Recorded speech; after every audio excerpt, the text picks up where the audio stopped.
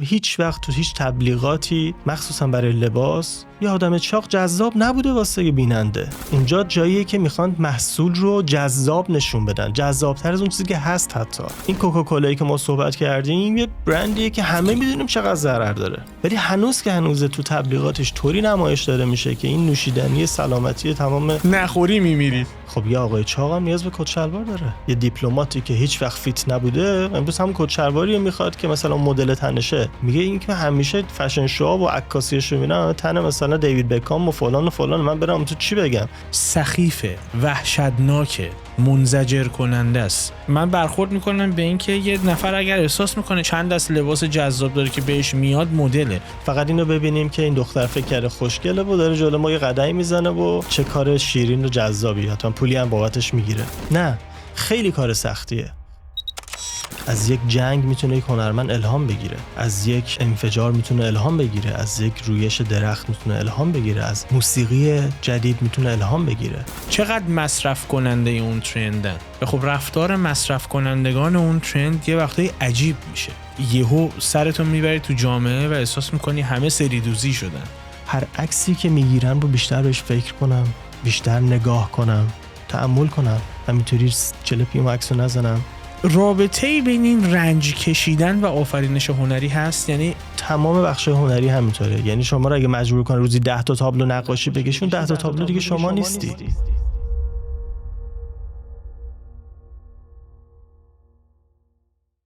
نیما جان سپاسگزارم از اینکه دعوتمو پذیرفتی. ممنون از شما. لطف کن یه مقداری از حوزه تخصصی فعالیتت بگو. مدیر خلاقه بودن یعنی چی؟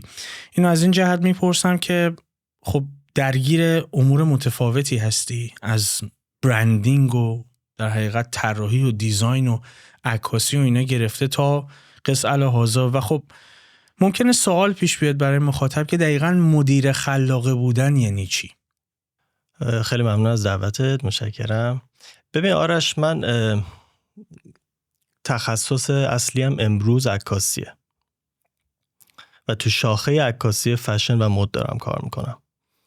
منتها به واسطه عقبه‌ای که من توی حالا تحصیل هنریم، دانشگاه، هنرستان و غیره، و تجربه‌ای که توی این در واقع سکتور توی میدیوم های مختلف داشتم، امروز تصمیم من برای کار کردن و در واقع ادامه با یک مشتری که تازه ورود میکنه به استودیو من اینه که ای تا زد اون چیزی رو که برندش نیاز داره رو تحت نظر خودم انجام بشه. یعنی شاید مثلا تا 15 سال پیش من به عنوان یک گرافیک دیزاینر یا مثلا به عنوان یک عکاس تبلیغات یا فشن یک اوردری رو میگرفتم، طبق گایدلاین های اون برند یک کاری رو تولید میکردم و بهش تحویل میدادم. ولی امروزه ترجیح همینه که همون گایدلاین ها رو خودم طراحی کنم. از این بابت هم هستش که بیشتر میرم سمت نیو برند ها. یعنی سلیقه من اینه که بیشتر نیو برند ها رو جذب کنم. اون گایدلاین ها ترسیم نشده، هنوز ترسیم نشده. یه بچه تازه متولد شده است یا هنوز متولد نشده است که خیلی راحت میتونی اون رو شکل بدی، فرم بدی و رشدش بدی. و اون موقع خیلی پرسپکتیوی که من حداقل واسه برند توی ذهن خودم ایجاد میکنم خیلی برای من روشن‌تره و برای صاحب برند هم خیلی دقیق‌تر و شفاف‌تره. چون حالا من به واسطه هنر و شاخه‌های مختلفی که کار کردم خیلی راحت میتونم یه چیزی رو تصویرسازی بکنم. یعنی اون تصویر ذهنی که من از یک صحنه عکاسی، یک فیلم برداری، یک تیزر توی ذهنم ایجاد میکنم رو یک در واقع مثلا فرض کنید صاحب برند نمیتونه تو ذهنش ببینه یا عموم کلا نمیتونن اون رو تصور بکنن. شاید خیلی هم بتونن، ولی این تواناییه که به واسطه تمرین و کار زیاد ما به دست آوریم.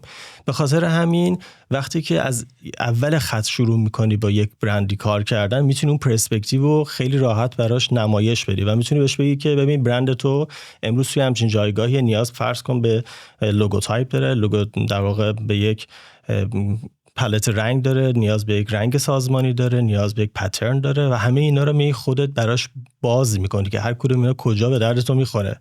شاید مثلا برند بعد از 20 سال به این نتیجه برسه که یا اصلا متوجه بشه که مثلا برندش پترن نداره و امروز مثلا میخواد یه چیزی تولید بکنه، هیچ پترن خاصی نداره و تازه بیا سراغ امثال من و بگه که خب من یه چیزی نیاز دارم، من بگم برند شما مثلا بعد برگرده 20 سال قبلش رو درست بکنه. تازه اینجا میشه که مدیر خلاقی که شما دارین میگه، مدیر هنری که دارین میگی شکل میگیره. یعنی تو هر تیم مدیایی یک مدیر هنری لازمه یه کاره.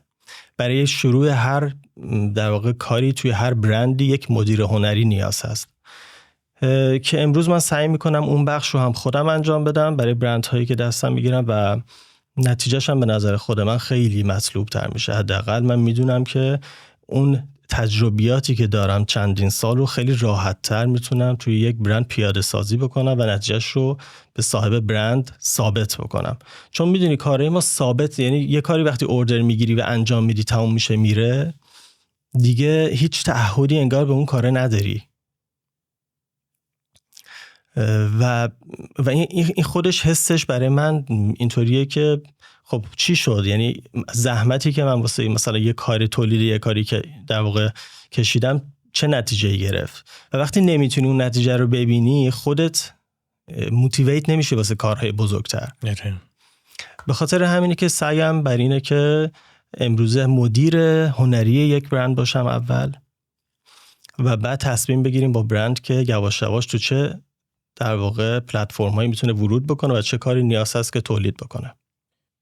من کمالگرایی از این میبینم، اینکه ترجیح میدی با نیو برندها کار بکنی که از ای تا زدش دست خودت باشه. خب کمالگرایی درست داری میگی، ولی خب کمالگرایی یه جورایی هم میتونه اینطوری باشه که دوست دارم با برندهای تاپ کار بکنم. خب حالا میرسیم بهش. اصلا راجع به کمالگرایی میخوام باید مفصل صحبت کنم چون میدونم کمالگرا هستی.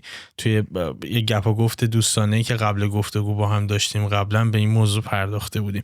ولی گفتی که یه وقتی ممکنه کسی که صاحب برنده یا کسی که میخواد یه برند داشته باشه نتونه از پرسپکتیو شما به ماجرا نگاه کنه، از نگاه یک مدیر هنری به این حوزه نگاه بکنه، یا حتی نتونه تصور بکنه چیزی که شما تو ذهن تصور میکنی، یعنی اون تصویر نهایی رو، یا حتی اگه بتونه تصورم بکنه احتمالاً شاید تصورش قابلیت سنجش امکان پذیر بودن در اجرا رو نداشته باشه یا داشته باشه.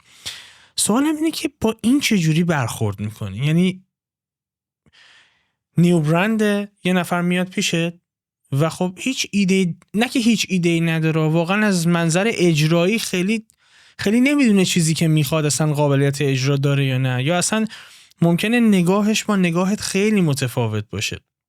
این معمولا توی در حقیقت برندینگ و تو مارکتینگ هست. این اتفاق رو من زیاد دیدم که طرف یه لوگو براش طراحی میشه و فکر میکنه 4 تا خط ساده است. این یعنی خب این الان چی شد؟ این که خیلی ساده است، این که چیز خاصی نیست، اینه که فلانی هم میتونست بکنه، در صورتی که ایده پشت اون رو درک نمیکنه. یعنی اون آرت نهفته در اون رو شاید درک نکنه. با این چه جوری مواجه میشید؟ ببین لزوم نداره که همیشه هر کاری که تو شاخه الاب بلخص تو کارهای هنری قابل درک باشه واسه عموم. ببینید کلاً فرض کن من به عنوان یک عکاس یه نمایشگاهی میذارم، یا یک نقاش یک نمایشگاهی میذاره، یه گالری میذاره، 20 تا تابلو رو میزنه به دیوار. به اعتقاد من هنر اون جایی معنی پیدا میکنه که هر کسی با زاویه دید خودش برداشت خودش رو از اون اثر هنری داشته باشه. خب در قالب هنر. ولی وقتی این هنر میاد تبدیل میشه به یک ابزار در مارکت برای بیزینس، برای تجارت‌های مختلف، باید یک شناسنامه همراهش باشه، باید یک پشتوانه دانش محوری در کنارش باشه. یعنی وقتی شما میای یه لوگویی رو طراحی میکنی واسه کمپانی، باید بدونی که خط به خط و جز به جز اون لوگو آرمی که طراحی کردی هر کدومش چه هویتی داره، از کجا اومده، از چی اینسپایر شده، از چی الهام گرفته، و با اون دانشه کارتو پرزنت بکنی به صاحب برند. چون آدم‌ها عاشق داستانن، یعنی داستان رو میپذیرن. یعنی اگه تو بگی آقا به نظر من این لوگو که برای تو طراحی کردم بهترین چیزیه که میتونی داشته باشی، خب چون سلیقه این آدم که اون نیست. باید به یه چیزی وصل بشه، بعد وصل کنیش به یه داستان. اون داستان باید از یک دانشی بیاد، باید از یک، یعنی نمیتونی داستان سرایی الکی هم بکنی، باید یه دانشی پشتش باشه که بیای بگی ببین برند شما تو این صنعت فعالیت داره، صنعت شما صنعت خشن و زمختیه، خطهای تیز، زاویه دار، چارچوب این ریختی برای این پیش بینی شده و طراحی شده توی لوگو شما، این فرم برای ایستایی در واقع لوگو شماست، این خط برای رشد، مثلا میدونی هر چیزی رو میتونی، این رنگ برای نمایش، مثلا هر بخش بصری اون لوگو رو شما میتونی براش داستان علمی داشته باشی که به صاحب برند در واقع مثل اون آیدنتیتی بوکی که ما همیشه برای برندها درست میکنیم که بگیم که آقا هویت در واقع برند شما و هویت بصری برند شما از کجا شروع میشه، به چه دلیل به این شکل و فرم میرسه و به کجا میتونه ختم بشه و چقدر تهش میتونه باز باشه که یک برندی با یک لوگویی فرض کنه توی حوزه کیف و کفش چرمی شروع میکنه، بعدا میتونه بره هوم دکور هم بزنه، بعدا میتونه صنایع مختلف با همون آیدنتیتی، با همون هویت بصری گسترش بده و دیولپ بکنه اون بیزینسشو. این باز بودن و علمی بودن اون قضیه رو ثابت میکنه که تو یک پلتفرمی رو آماده کردی برای یک برند که مشخصاً فیچر اون برند رو در نظر گرفته، یعنی اون برند میتونه تو صنایعی که دوست داشته و به تو تعریف کرده باز بره جلو و گسترش بده. خب خیلی‌ها ببین چون همه دانش و دیدگاه آدم‌ها نسبت به اون چیزایی که دیدن قبلا، بعضا با یه 4 تا ورق و پرینت و اینا میگن که ببین مثلا من این لوگو رو دوست دارم، این رنگ مورد علاقمه، مثلا این عکسایی که مثلا می‌خوایم داشته باشیم دوست داریم این ریختی باشه، و خود اون آدم هیچ وقت اینها رو کنار هم دیگه نچیده و یک نگاه کلی بکنه. من اولین کاری که میکنم میگم که خب تو میگی رنگ آبی رو دوست داری، 4 تا عکس برای من آوردی که هیچ کدومش رنگ آبی توش مثلا نیست فرض کن. خب یعنی خود اون آدم حتی به این توجه نکرده که من رنگ آبی رو برای بیس مثلا برندم پسندیدم، برای رنگ سازمانی برندم، ولی مثلا تصاویر رو خلق کردم برای ورود برندم به بازار که اصلا رنگ آبی توش، یعنی حتی ممکنه اون چیزایی که به ارائه میده با هم هیچ وجه اشتراکی نداره. ببین فقط سلیقه لحظه‌ای اون آدم بوده، از جاهای مختلف جمع آوری کرده و اون دانشی که دارن میگن رو توش ندیده و اصلا خودش آنالیز نکرده. میدونی سلیقه آنی بوده، اون سلیقه و اون لذت آنی بوده که از اون تصویر گرفته و قطعا فردا براشون، چون زیبایی شناسی هم فصل به فصل تغییر میکنه دیگه، و اون زیبایی شناسی اون جایی باید شکل بگیره که این زنجیروار ما بتونیم اینا رو به هم وصل بکنیم برای برندها. اگر نگاهت به این موضوع یک کمالگرایی درسته، من یک آدم کمالگرا هستم که همه اینها برای من همیشه مهم بوده، برای تمام برندهایی که باشون کار کردم این برام مهم بوده، تقریبا همه کسایی که با من کار میکنن و کردن این رو میدونن که برای نیما اینها خیلی مهمه. یعنی من حاضر نیستم یک کاری رو قبول بکنم که میدونم اون تاریخ مصرفش کوتاهه و هیچ همخونی یا هم ثانی با بقیه کارهای اون برند نداره و اونجا نشون میده که اون کار اول و آخر من میتونه باشه با اون در واقع صاحب برند. یعنی ورود بهش نمی کنم. پرداختی به کمالگرایی، بذار بحثشو باز بکنیم. به نظرت تا چه حد، تو چه حوزه‌ای بهتره بگم، میتونه سازنده باشه و میتونه مخرب باشه؟ چون جنبه روانی و فلسفی مرز بین تلاش برای بهترین خروجی و از اونور نگرانی برای به اشتراک گذاشتن آثار دائما آدم درگیرشه وقتی درگیر کمالگراییه. میخوام به عنوان آدم کمالگرایی نظرت بپرسم که به نظرت کجاها برات خوب کار میکنه و کجاها مخربه؟ ببین کمالگرایی من بخوام تبدیلش بکنم به کلمه که کمی ملموس‌تر بشه، مثل یک ترمزه. همیشه یک ترمز قوی در جا پیچای خطرناک، یعنی جایی که تو باید گاز بدی رد بکنی یه اتفاقو، یه ترمز شدیده که تو رو نگهت میداره، ولی بعضی جاها از خطر دورت میکنه و بعضی جاها مسیر رو برای تو سیف میکنه که تو همیشه توی اون مسیر درست پیش بری. نمیشه، یعنی مطلق نمیشه خیلی بهش نگاه کرد که بگیم خیلی مخربه یا اینکه خیلی چیز خوبیه، ولی من دارم تلاش میکنم که اینو کم رنگ کنم توی خودم. من این کمالگرایی رو از دوران نوجوانی، از وقتی که توی هنر در واقع ورود کردم به صورت حالا حرفه‌ای توی مارکت داشتم. این همیشه همراه من بوده و شاید یکی از دلایلی که مثلا من به عنوان کسی که شاید خیلی خیلی زودتر از هم دوره‌های خودم توی دانشگاه یا هنرستان یا مراحل دیگه شروع کردم به کار و همیشه هم شاگرد اول توی بخش هنری و مخصوصا توی سطوح مختلف داشتم. از بهترین دانشگاه هم فکر کنم گرافیک خوندی، درسته؟ من فارغ التحصیل گرافیک تصویری از هنرستان صدا و سیما بودم و فارغ التحصیل عکاسی از در واقع دانشکده هنر معماری تهران و کورس‌های دیگه که حالا جای دیگه خوندم برای کار فشن. منتها همیشه نسبت به همدوره‌های خودم پرزنت های کمتری داشتم. یعنی موقعی مثلا همه جمع می‌شدیم میگفتیم که بیایم یه نمایشگاه گروهی بذاریم، نیما تو هم باید باشی. مثلا من همیشه اولین کسی بودم که مثلا با بچه‌ها قرار بود نمایشگاه بذاریم منو صدا می‌کردن. میتونم بگم بالای شاید 10 تا از دوستای صمیمیم رو مثلا من در واقع برای جوجمان مثلا کار پایان‌نامه‌شون رو من براشون نگاتیو عکاسی می‌کردم. من خیلی عکاسی می‌کردم دوران دانشگاه و من اون موقع مثلا میشستم حساب میکردم که خب من الان چرا باید گالری بذارم؟ من هنوز آدم کاملی نیستم برای اینکه بیام مثلا 10 تا عکس رو بذارم و اینو به کی نمایش بدم.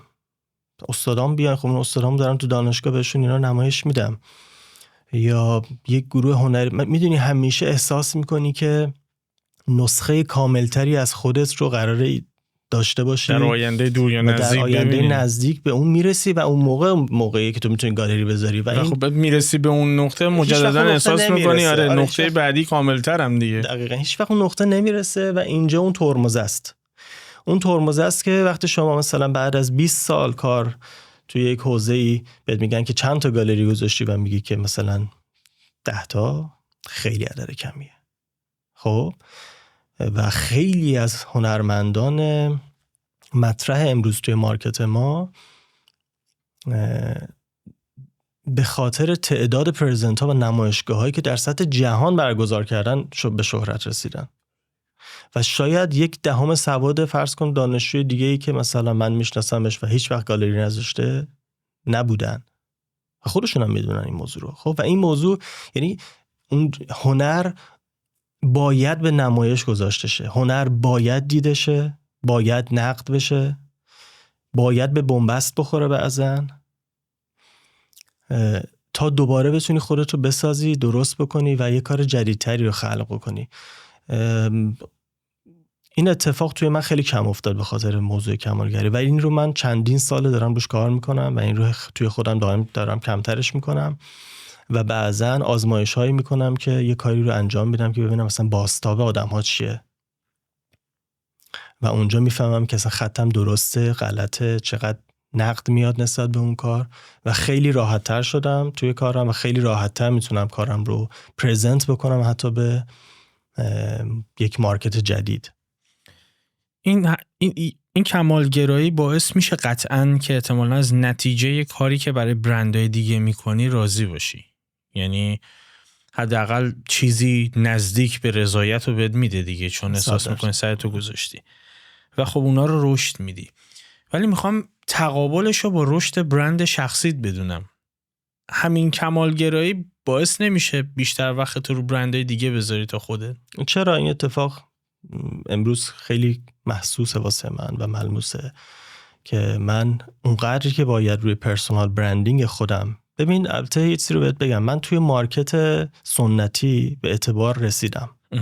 چون تو مارکت سنتی زمانی که ما توی حالا ایران کار میکردیم سوشیال میدیا اونقدر وجود نداشت، اصلا نبود اونقدر چیه و ما دائما از این جلسه به اون جلسه، از این میتینگ به اون میتینگ، از این سازمان، فرض کن از یک سازمان صنعتی من تا یک مثلا رستوران، تا یک مثلا هولدینگ، تا یک مثلا برند لباس، یعنی هم اینا و به خاطر این آدم‌های زیادی رو من میت می‌کردم، با آدم‌های زیادی معاشرت می‌کردم، معمارها، سازنده‌ها و اونجا پرسونال برندینگ برای من شکل می‌گرفت و من رو میشناختن. خیلی خیلی از برندهای مطرح و خوبه توی ایران من رو به اسم میشناختن و اون کاراکتر برندینگ من توی فضای سنتی شکل گرفته بود. دلیلش جذب مشتری بود. من نمیرفتم که پرسونال برندینگ کنم، رخ میداد لاجرمی رخ میداد. خب و من نیاز بود، چون کسی کار من رو نمیتونست بکنه. یک مدیر، یک مارکتینگ منیجر یک برند رو نمیتونست متقاعد بکنه که با نیما کار کن. اون باید حرفای من رو میشنفت، اون باید نقدهای من رو به کارش میدید و میپذیرفت که درست داری میگی و بیا حالا ببینم چیکار میتونی برام بکنی. و این اتفاق میافتاد تو کار من. اون اعتماده اونجایی رخ میداد که برنده میدید که آقا حرفش درسته. خب حالا بیا بشینیم صحبت کنیم. ولی توی سوشال، از زمانی که دیگه حالا این سلف برندینگ توی سوشال مدیا داره انجام میشه، من خیلی تو ضعیف بودم و من خیلی تایم کمی رو برای خودم گذاشتم که بیام مثلا صحبت کنم با مخاطب‌ها و بهشون بگم که داستان چه قراره، حداقل دیده من از نگاه من. و این باعث شد که من در این زمینه که شما داری میگی یک کمی بهم لطمه وارد بشه. بله درست. میرسم به این نقطه که هنر رو قاعدتاً به عنوان یک هنرمند باید فراتر از ابزار بدونی یا حتی فراتر از تکنیک بدونی. میخوام نقش این تقابل بین جوهره هنری رو در برابر تکنولوژی بهتر درک بکنیم. چرا اینجوری میدونی؟ چرا هنر رو فراتر از ابزار و تکنیک میدونی؟ فراتر نمیدونم، دنیاشون متفاوته از نگاه من. دنیای هنر، البته که بگم من با شعار هنر برای هنر کلن مخالفم، منتها ارزش یک کار هنری رو ارزش گذاریش با یه اعداد و ارقام دیگه و با یک معیار سنجی دیگه برای من شکل میگیره تا یک کاری که توی یک فضای بیزینسی داره انجام میشه که ابزارش هنره. یعنی اگر من به واسطه هنر عکاسی یک نمایشگاه عکاسی میذارم، نمره دهی من یا یک نمایشگاه عکاسی میرم، نمره‌ای که من به آثار هنری که توی اون گالری هست میدم، نمره و نقد متفاوتی از نقدی هست که به عکاسی تبلیغات، صنعتی، کامرشیال یا فشن توی مارکت تجاری میدم. اصلا جنسش با هم فرق میکنه. من اونجا نگاهم نگاه کادربندی، ترکیب بندی، تکنیک چاپ، معنای عکس خیلی عمیق‌تره. نگاه من تو اون گالری به عکس خیلی عمیق‌تره. برعکسش توی اون عکس تجاری است، نگاه لحظه‌ای، سطحی تره و من به اون سطحیه نمره میدم. چرا؟ اون عکس باید در لحظه اون کارش رو انجام بده. اون عکس قرار نیستش که سالیان سال مثلا توی خونه من نصب بشه. اون عکس قراره توی بیلبوردی مثلا نمایش داده بشه که شما با ماشین 2 ثانیه بیشتر طول نمیکشه جلوش رد بشی و توی اون 2 ثانیه بعد حرفش رو کامل زده باشه. پس اصلا درسته که جفتش از هنر عکاسی داره بهره میبره، ولی نقد به این دوتا متفاوته قطعاً و نمره دهی ما هم باید متفاوت باشه.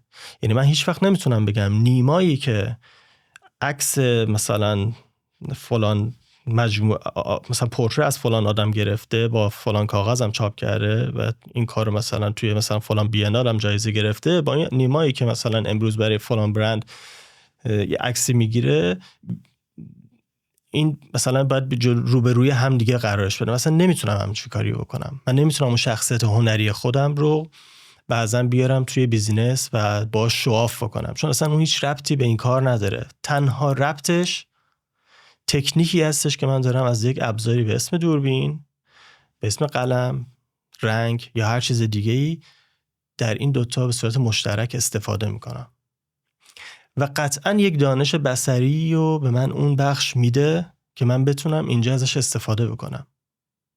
گفتی من با مفهوم هنر برای هنر مشکل دارم. قاعدتاً نمیدونم، باید ریشه این رو بدونم که ریشه‌ش رو از اینجا بدونم که داری هنرت رو در اختیار تبلیغات قرار میدی یا نه. ولی اگر با هنر برای هنر مسئله ایجاد میشه برات، بنابراین باید به هنری فکر بکنی که به فروش میرسه، یعنی هنر برای فروش، مرز بین این دوتا کجاست؟ ببین من معتقدم که تمام هنرمندها در تمام جای دنیا یک روزی به یک تقاطعی میرسن که اون تقاطع اقتصادی و تجاریه. یعنی این جاده هنر یک روزی به اون تقاطع، حالا برای یکی شاید تو چند سال اول شروع هنرش برسه، یکی شاید بعد از 10 سال.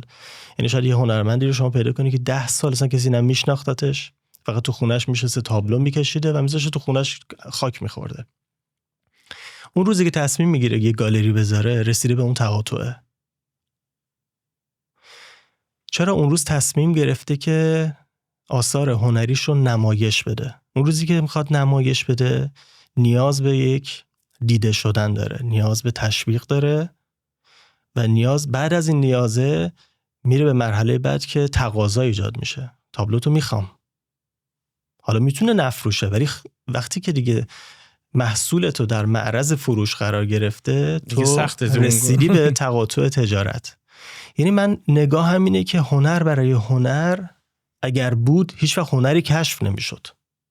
یعنی روزی که هنر دیده شده، روزی بوده که داشته معامله میشده براش. یعنی هنر فروخته میشده قاعدتا. یعنی تو هر اسکیلی هم نگاه بکنی، یه خواننده، یه نوازنده، اگه همیشه توی مثلا اتاق خونش نشسته ساز زده که کسی نمیدونسته نوازنده. بهترین قطعات موسیقی کلاسیک تو دوران باروک شما میبینی اینا همه برای کلیسا بوده. کلیسا و براش هزینه میشده. و اونی قطعات خیلی درست درمونی تولید میکرد که براش هزینه میشد قشنگ.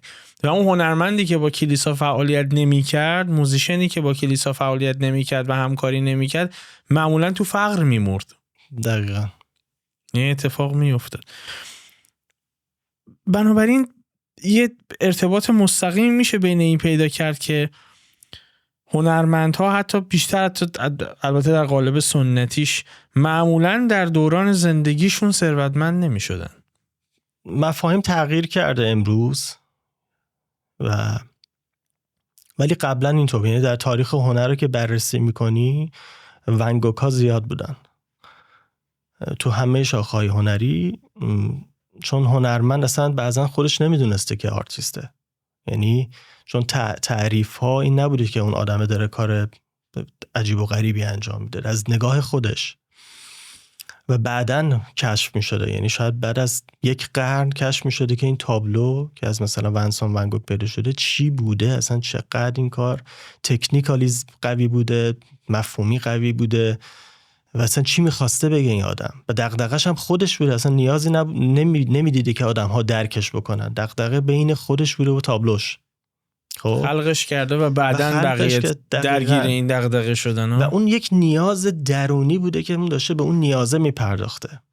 ببین داشتیم مثلا نقاشایی مثل پیکاسو که یک ساید تجاری داشته تو ذهنش. خب این آدم آرتیست بوده، خیلی حرفه‌ای بوده، خیلی هنرمند بوده، کاراش هنوز که هنوزه از گرونترین تاب، ولی تجارت میکرده با این کار. که البته جالبه که تو جامعه هنری عجیبم هست، همون جامعه هنری که آسیب میبینه از این موضوع، از این که خب هنرش رو ممکنه به واسطه اون ایده‌ای که توی ذهنشون، ایدئالی که تو ذهنش از هنر تعریف کرده، در معرض فروش نخواد قرار بده، یا حتی برخی سخیف بدونن اینو که من هنرم الان دارم میفروشم. همون جامعه هنری نقد فراوانی به پیکاسو کرده که این داره تجارت میکنه. این پارادوکس برای من خیلی عجیبه. ببین توی حوزه نقد این اتفاق میفته، ولی واقعیت قضیه اینه که من نگاهم اینه که ببین تو تاریخ هنر نمیشه خیلی قطعی به این موضوع پرداخت، چون میگم واقعا در تاریخ هنر ما مجسمه سازهایی داشتیم که هیچ وقت مطرح نشدن تو دنیا و اصلا کارهای عجیب و غریبی دارن. خب نقاشی همینطور. ولی امروز من به شخصه ندیدم، منی که تو جامعه هنری بزرگ شدم، رشد کردم، تو دنیای مدرن هنرمندی که به فکر بخش تجاری کارش نیست رو من ندیدم، امروز نمیبینم. اصلا نمیتونم واقعا نباشه، چون اصلا انقدر مشکل شده اصلا کار هنری آرش، انرژی و زمانی که از تو میگیره طوری هست که تو نمیرسی به یک کار بیزینس دیگه ای فکر کنی و اون ذهن تو شاید مثلا درست کردن یک مجسمه، شما میدونی که من مجسمه سازی هم میکردم، حالا تا تعریف میکنم برات کمی جلوتر، مجسمه شاید در عرض مثلا 5-6 ساعت درست بشه، حالا بستگی داره با چه متریالی داری کار میکنی. ولی من که با مثلا کلی خمیر گل کار میکردم، شاید 4-5 ساعت فرم دهی و مثلا تمیز کردنش و اینا، مثلا نهایتا یک روز یک مجسمه ساخته میشد. خب یک روز کاری میتونسته اون باشه دیگه. خب ولی دغدغه اون فکر کردن به این که من چی دارم، من نیاز من چیه که من میخوام برم دست بکنم تو این گل، چی میخوام درست کنم و چی میخوام بهش بگم، احساسم. یعنی میدونی یک هفته شاید بیشتر ذهن تو رو مثل کارگردان که میخواد فیلم بسازه، یعنی اگه 3 ماه زمان گذاشته، 1 سال زمان گذاشته روی اون فیلم، اون 1 سال تنها نبوده، قطعا 1 سال قبلش درگیر بوده ذهنش، قطعا برای پست پروداکشنش باز هم چند ماه درگیره. یعنی میدونی زمانی که کار هنری از یک آرتیست میگیره اون قدری هستش که تو غرق همون بشی و توی همون استخر سعی کنی که بمونی و از همونجا درآمدزایی بکنی. غیر از این باشه به اون کماله نمیرسه. یعنی اگه ببینی که مثلا یه آدمی عصر از 2 ساعت میشینه یه سازی میزنه و مثلا کارش هم یه چیز دیگه است، اون به هیچ وقت به کماله نمیرسه توی اون سازه. درست. در حد روزی 2 ساعت داره ساز میزنه. ببینی چی میگم؟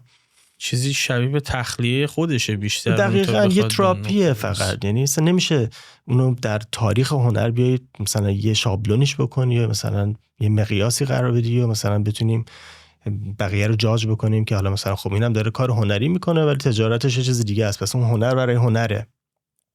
نه، اون یه تراپیه که به واسطه کار هنری داره میکنه. اصلا اون نمیتونیم قیاس بکنیم با چیزی. اصلا اتفاق برای هنرمند میفته. من همیشه میگم هنرمند، نویسنده، نقاش، اینا باید اساره وجودشون رو خلاصه بکنن تو اثر و این وجود که قرار ازش اساره گیری بشه تجربه زیسته‌ای داره که باید به لحظه لحظهش فکر بشه. یه نفر ممکنه اون مجسمه‌ای که مثال میزنی نتیجه نهاییش رو نتیجه یک سری فرایند در کار یدی ببینه. دقیقاً. ولی مدت‌ها باید بهش فکر بشه که چی میخواد بگی. اصلا اساساً شاید خیلی از اوقات مجسمه وقتی میبینیم تکنیک ساختش، تکنیک به اون نقطه رسیدن شاید برای هنرمند ملموس‌تر باشه. اتفاقاً حتی افرادی که حتی عوامانه هم به اون طرح نگاه میکنن بیشتر درگیر پیامش میشن، اینکه این چی داره میگه، این چی میخواد بگه و این همون چیزی که اون هنرمند مدت‌ها بهش فکر کرده. و من باید هم عقیده‌ام که اگر نتونه از اون درآمدزایی بکنه اصلا فرایند خلاقیتش نمیتونه رشد بکنه، چون از یه نقطه‌ای به بعد میگم من برای چی باید تمام زندگیمو امرار معاشم وقتی پاسخگو نیست من چرا باید فکر بکنم اینجوری بشه. خیلی جالبه. من اینو ببخشید پرانتز بین صحبتت بگم، ما یه درسی رو داشتیم، یه استادی رو داشتیم در دانشگاه که به ما میگفتش که اثر هنریتون رو تا زمانی که فکر میکنید بهره ای ازش نمیخواید ببرید، یعنی حالا بهره میتونه یک نمایشگاه باشه، میتونه فروش اون اثر هنری باشه که بعضا هم برای خیلی از هنرمندا کار سختیه، یعنی یه بچه خودشون نگاه دارن میفروشن چیزی که تولید خلق کردن. اگر بهره ای نمیخوای ببری و قراره بری توی انباریت، تخریبش کن. یعنی مجسمه میسازی، خرابش کن. و من شاید بهت بگم یه انبار نقاشی، مجسمه و کار نگاتیف های عکاسی همه رو تخریب کردم، همه رو سوزوندم و این به من این اجازه رو میده که مثل فروختن میمونه، چون میدونی که دیگه نیست، اون دیگه نمیتونی برگردی روش، دیگه حضور نداره، دیگه اون نمیتونی شابلون قرار بدی، دیگه اون نمیتونی برگردونی و نسبت به کار بعدیت کامپیرش کنی. اون باید بره بیرون از ذهنت، پاک بشه و یه کار جدید بتونی خلق کنی. و اتفاقا میخوام بهت بگم که بعضن فروش آثار هنری به آرتیست این انگیزه رو میده که بره یه کار جدیدتر خلق کنه. بره بگن یه بخشش تا وقتی هست، یه بخشش تو ذهن اون آرتیست هم هست و وقتی که رهاش میکنه دیگه رهاش میکنه. دقیقاً. چه عجیب. دقیقاً. ببین من اگه یک مثلا تندیسی از اسب بسازم یا یک عکس فرض کن خاصی رو تو یک شرایط خاصی تهیه بکنم، دارمش همیشه. چرا من دوباره خودم تو اون خطر قرار بدم، تو اون فضای برم و اون عکس رو دوباره تهیه کنم؟ چه دلیلی داره؟ من دارم یک نسخه از اون کار. ولی وقتی اون تخریب میشه، وقتی از بین میره، تا شاید 50% خاطره من از اون هم پاک میشه و من میتونم دوباره برگردم روش و اون کار رو تولید کنم و این دفعه با یک تکنیک جدیدتر، با یک دانش جدیدتر و یک اتفاق جدید رو در واقع ثبت بکنم که از یک POV دیگه، از یک POV دیگه. اصلا چرا قراره که من، و این باعث میشه که تو مثلا یهو میبینی که یه مجسمه سازی سالها یه تمی رو داره و همون رو داره میره جلو، یعنی یک امضای مشخص داره. حالا امضا رو نمیشه توی این قاطی کرد، ولی یک مثلا فیگوری رو دائما داره همون رو تولید میکنه. اون آدمی که از اون چارچوبه نتونسته در بیاد، یعنی اون تخریبه یک بخشش اینه که تو از اون چارچوبه در بیای، رشد کنی، کار وسیع‌تری بکنی، با یک دانش دیگه‌ای یه اتفاق جدیدی رو کسب بکنی. در رابطه با ترند چجوری فکر میکنی؟ این مفهومی که خب میدونی که جامعه رو درگیر میکنه، یعنی به ویژه وقتی که توی در حقیقت عکاس فشن به شکل تخصصی هستی. حالا من از اون زاویه بهش نگاه نمیکنم، کلا یه مقداری بازتر بگیریم کادرو. به ترند چجوری نگاه میکنی؟ اینکه در یک کسری از ثانیه تعریف زیبایی تغییر میکنه، تعریف نگاه بخشی از جامعه به حتی هنر تغییر میکنه و هنرمند به ماهو و هنرمند، کسی که آرتیست میدونه خودشو، قاعدتاً تو ذهن من اینه که باید با این جریان زودگذر مد مقابله بکنه، یعنی اسیرش نشه. ولی از اون ور بعد تجاری هم که گفتی داره دیگه. دقیقا. هنرمند چجوری باید اینو منیج بکنه؟ یعنی میدونه که خب الان این ترنده، من اگه الان هنرم رو صرف این بکنم خب این به فروش میرسه. از سمتی اون ذائقه هنری خودش رو هم داره سانسور میکنه دیگه، یعنی حداقل سانسور هم که نمیکنه محدود جهتش میده به سمت خاصی. این یه ذره با تعریف هنر برام متفاوته، یعنی اون جوشش درونی خود آرتیست نیست، یک بخشی از یک جوشش جهت داده شده است. به این چجوری نگاه میکنی؟ ببین باز هم باید برگردیم به همون تقاطعه. تا وقتی که تو نیاز نداری و تو جاده یک طرفه هنر داری تاخت میری، اصلا نیازی نیستش که تو نگاه بکنی که چی ترنده. اصلا زیبایی شناسی تعریف میشه تو زیبایی شناسی خودت و زیبایی شناسی جامعه و اون کالچری که توش داری زندگی میکنی و روی تو حاکم شده و در ناخودآگاه تو شکل میگیره. یعنی یه نقاشی که سالها میشینه مثلا به صورت رئال تصویر مجدد در واقع مدل هایی رو به روش میشسته میکشیده، اون روزی که تصمیم میگیره که یک مکتب جدیدی، یک سبک جدیدی، یهو میاد مثلا میره تو کوبیسم، یهو میاد مثلا میره توی امپرسیونیسم، یهو میاد میره توی مدرنیسم، یا هر جایی که تغییر میده اون سبکو و اون تیستش رو، اونجاست که داره از ترند تأثیر میگیره. خب و اونجاست که میخواد یک اتفاق جدیدی رو ایجاد بکنه برای بیشتر دیده شدن، برای بیشتر تشویق شدن، بیشتر رشد کردن. خب ترند چیز بدی نیست اساساً و توی تاریخ هنر هم همیشه این ترند باعث شده که اتفاقات جذابتری شکل بگیره و هیچ منافاتی هم به نظر من با هنر نداره. اصلا هنر نیاز داره، یعنی هنرمند نیاز داره یه جاهایی الهام بشه، یعنی الهام بگیره از یک سری اتفاقات اطرافش. از یک جنگ میتونه یک هنرمند الهام بگیره، از یک انفجار میتونه الهام بگیره، از یک رویش درخت میتونه الهام بگیره، از سبک یک در واقع موسیقی جدید میتونه الهام بگیره و این کاملا مشخصه تو تاریخ هنر که هنرمندهای مختلف از چیزهای مختلف الهام گرفتن و در تابلوهاشون، در آثار هنریشون این کاملا مشخصه. ولی اگه بیایم یک کمی جلوتر و الان توی صنعت مد و فشن بخوایم بهش بررسی بکنیم، کلاً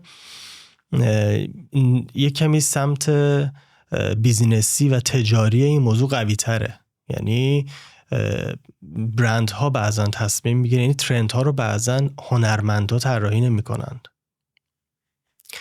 بعضی وقتا ترندها توسط تاجران فرض کن پارچه طراحی میشه، تاجران لباس مثلا طراحی میشه، تاجران مثلا صنعت فعال در مد و فشن داره طراحی. یعنی بعضا از یک جاهای دیگه ترند میاد که ما مجبوریم با اون موجه یه سری کارا رو در واقع ادامه بدیم با همون.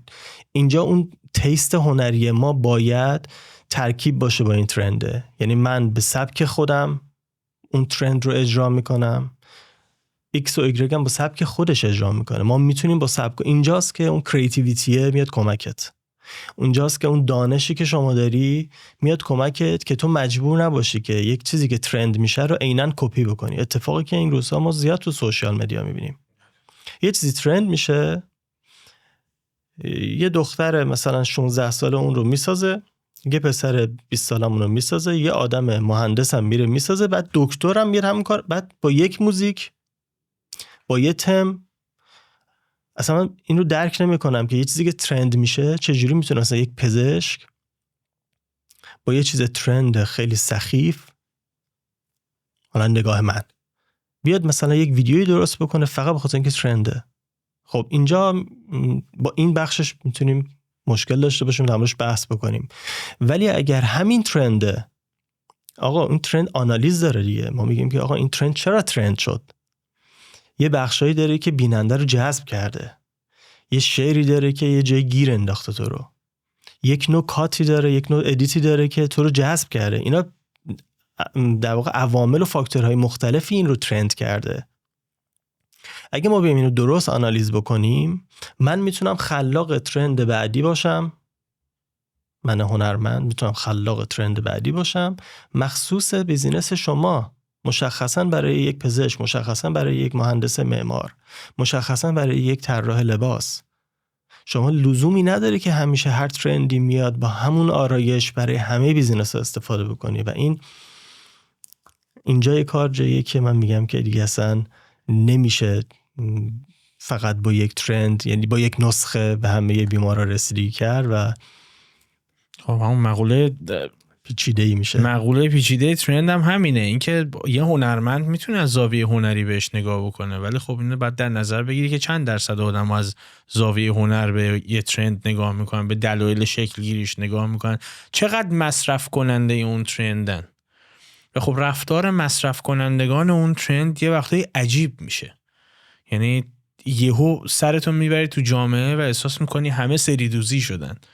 و خب این خودش غم انگیزه حتی از جهاتی. توی نظریه های فلسفی متعددی برخی هنر رو راهی برای رسیدن به حقیقت میدونن. هنرمندان ولی معتقدن که هنر پژواک درونیات خالق اثره، چون حقیقت از زاویه بیرونی نمیتونه خیلی تغییر بکنه. واقعیت چرا؟ خب واقعیت میتونه از نگاه‌های متفاوت جلوه بکنه، حقیقت تغییر نمیکنه. مسئله من اینه که هنر رو یک راه برای شناخت حقیقت میبینی یا صرفاً یک دریچه‌ای میبینی برای بیان خیشتن.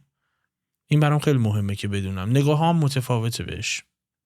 به موضوع اینه که حقیقت من بیان خیشتن منه. من اگر بخوام به حقیقت خودم پی ببرم، باید به یک سبکی، به یک در واقع شیوهی اون رو به خودم نمایش بدم، حداقل برای اینکه به خودم دسترسی پیدا کنم، برای اینکه خودم رو بیشتر بشناسم.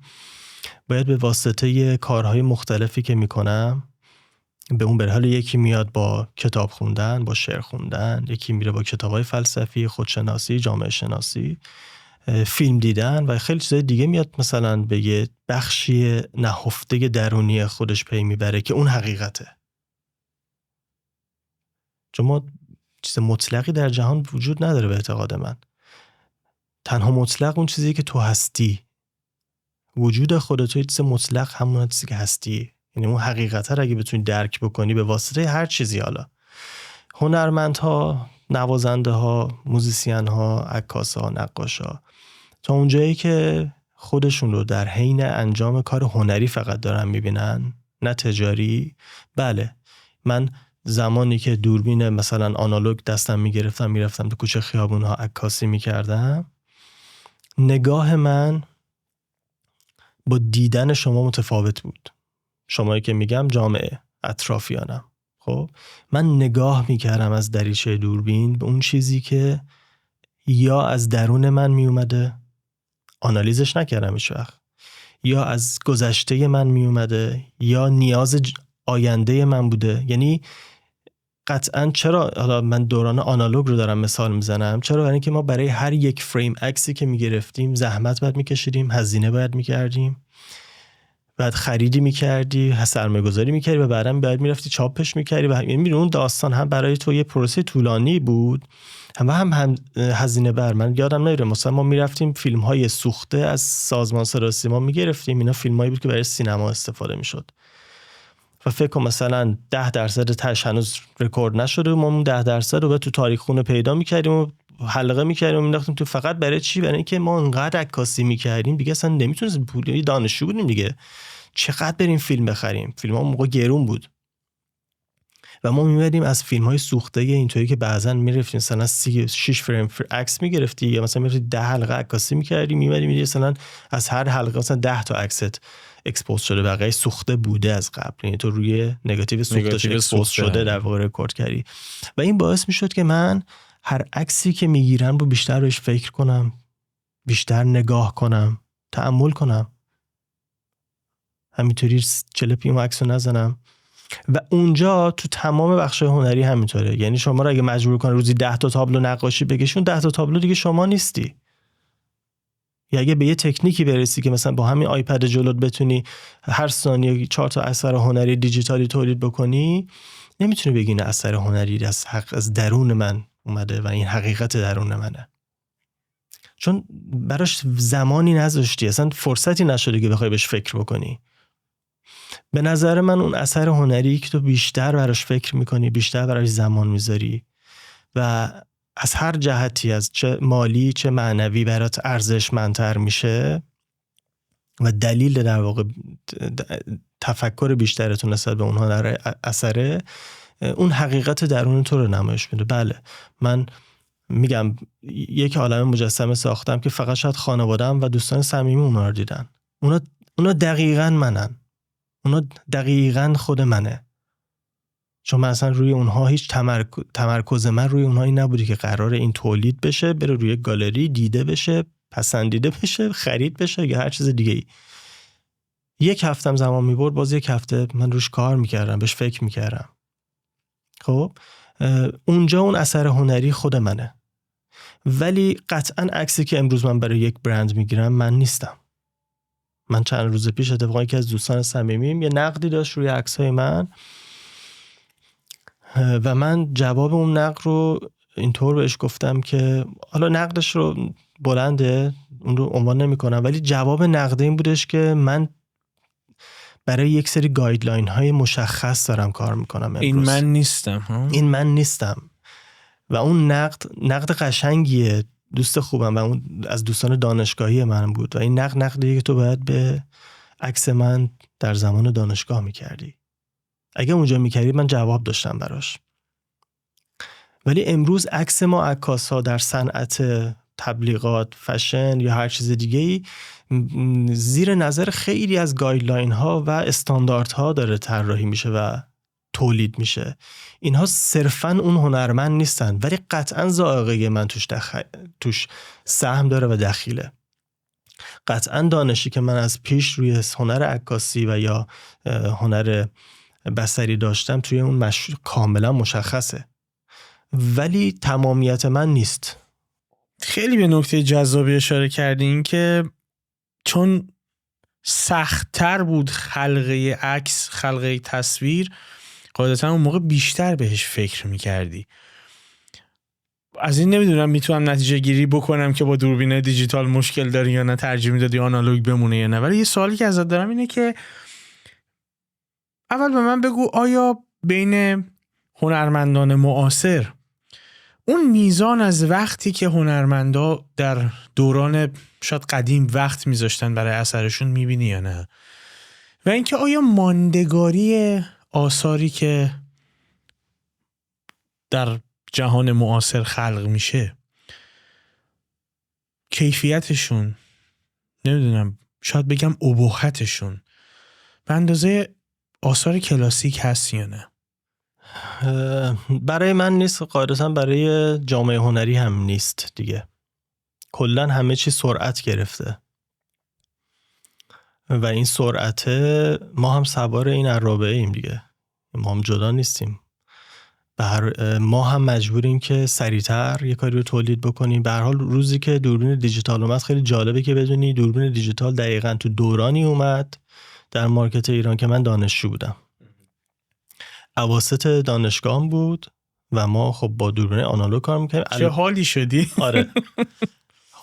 برای ما که جذاب بود. ما به هر حال یه نوجوان فرض کن 17-18 ساله بودیم. خب برای ما یه اتفاقه همونقدر که فرض کن مثلا نورسنج و خود در واقع اون برد دوربین ها یه در واقع تغییراتی کرد و دوربین ها نیمه دیجیتال شد قبل از اینکه اصلا دوربین دیجیتال بیاد. شاتراشون تغییر کرد و چه می‌دونم نورسنجیاشون تغییر کرد. دوربین دیگه بعد باتری می‌خوره که یه سری کارا رو بتونه انجام بده. همونجا برای ما جالب بود که خب حالا خیلی چقدر جالب که الان این به بعد دیگه لازم نیست مثلا من نورخونی کنم، یا مثلا چه می‌دونم فوکوس من اتومات شده دیگه لازم نیست دستی مثلا یه چیزی رو در واقع نت کنم. ببین ولی روزی که دوربین دیجیتال وارد مارکت شد و استادهای دانشگاه مواجه شدن با یک اتفاق جدیدی که دیگه نیاز نیست تو اصلا از بحث نگاتیو و نورخونی و اکسپوز درست و اینا، یعنی همه تو نتیجه رو همون آن میدیدی و میتونستی سریع اصلاحش بکنی. ما یه حلقه مثلا یه اسلاید در واقع بزرگ میرفتیم توی مثلا دوربین قطع بزرگ میذاشتیم که اون اسلایده به اندازه یه ترم دانشگاهمون مثلا هزینه داشت بیه بستش خریدش. خب واسه هر یه دونش که ما می‌خواستیم بذاریم توی اون دوربین و عکاسی بکنیم 40 دقیقه 1 ساعت باید فقط باش ور میرفتیم با دوربینه که بدونیم همه چی توی اون تنظیم درسته. بعد بری سراغ نورپردازیه، بعد که نورپردازی کردی بعد بری سراغ نت کردنش، اصلاح پرسپکتیوش، هزار تا داستان دیگه. و بعد از اینکه تازه تموم میشد چجوری نگهداری کنی از اون فیلم، تا کی میتونی ازش نگهداری کنی، کی ظهورش کنی، با چه درجه حرارتی، چه دارویی، چه، یعنی انقدر این پروسه برای ما باید با دقت انجام میشد که نتیجه حداقل استانداردی که قرار ما ازش بگیریم رو ببریم. چون اگه نتیجه اشتباهی میشد دوباره برو از اول اصلا، و اون مسیر خیلی مسیر سختی بود دوباره تولید کردن اون عکس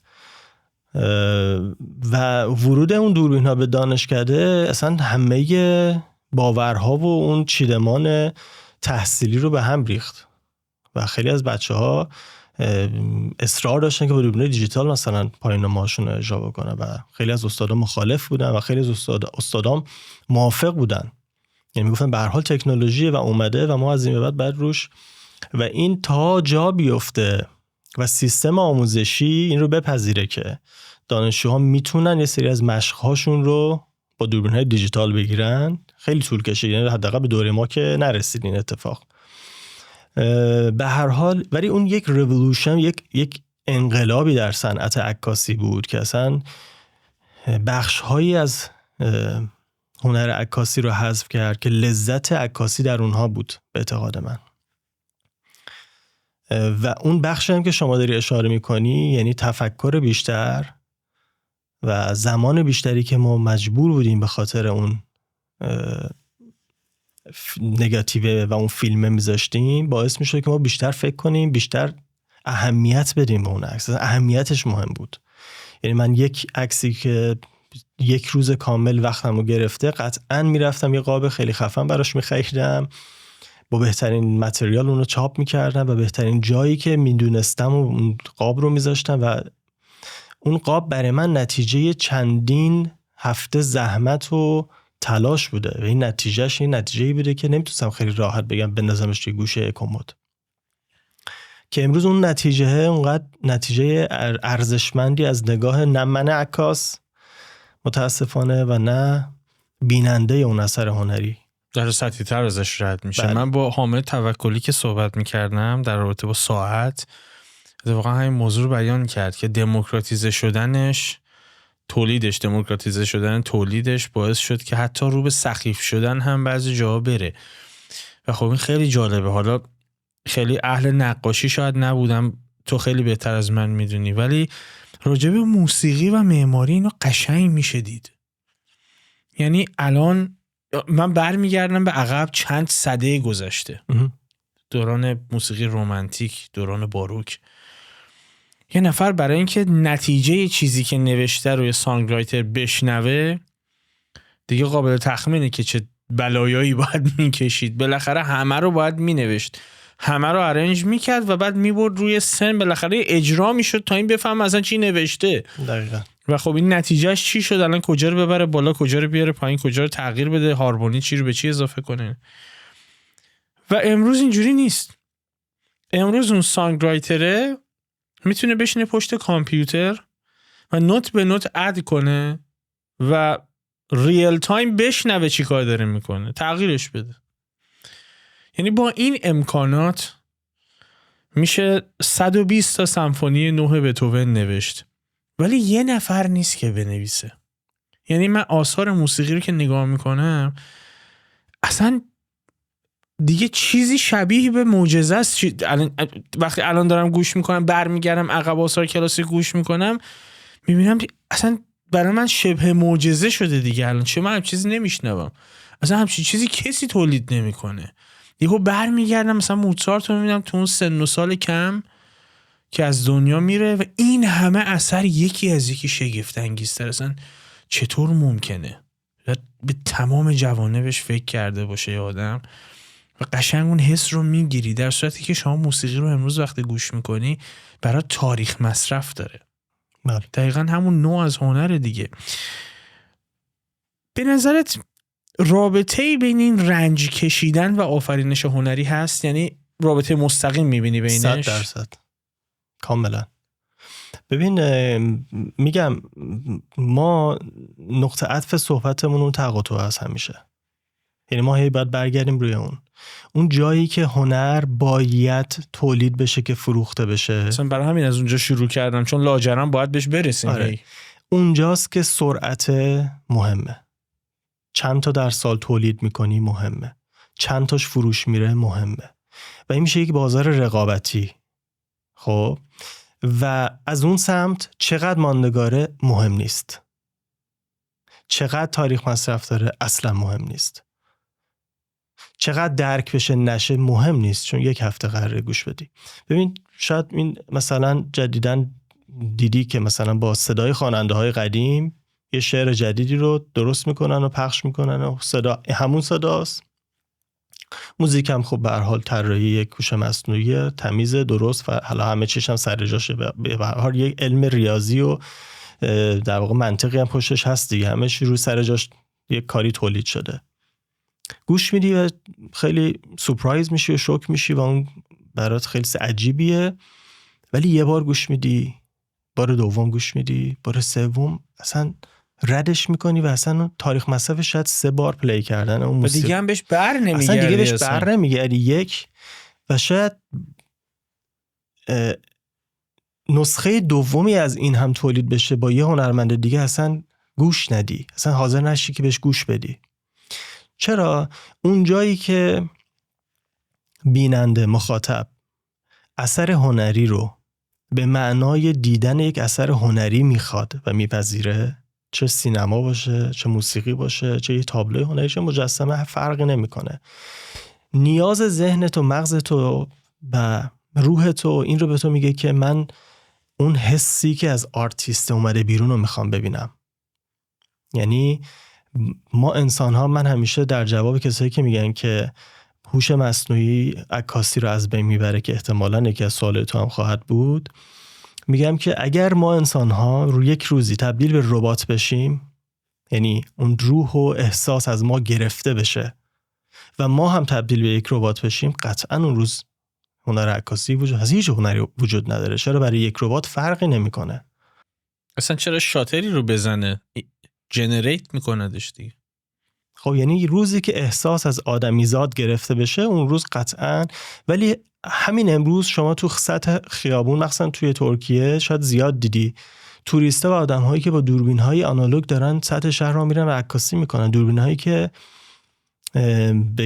به گمان همه ما امروز دیگه وجود نداره و اصلا تو صنعت حرفی برای گفتن نداره و عکاسایی هم که دارن با اونا کار میکنن دیگه، ولی همچنان اون آدم برای ارضای روح خودش و ایجاد یک اثر هنری قابل بحث داره با اون دوربین عکاسی میکنه. یا حتی نوعی از مقاومت شاید.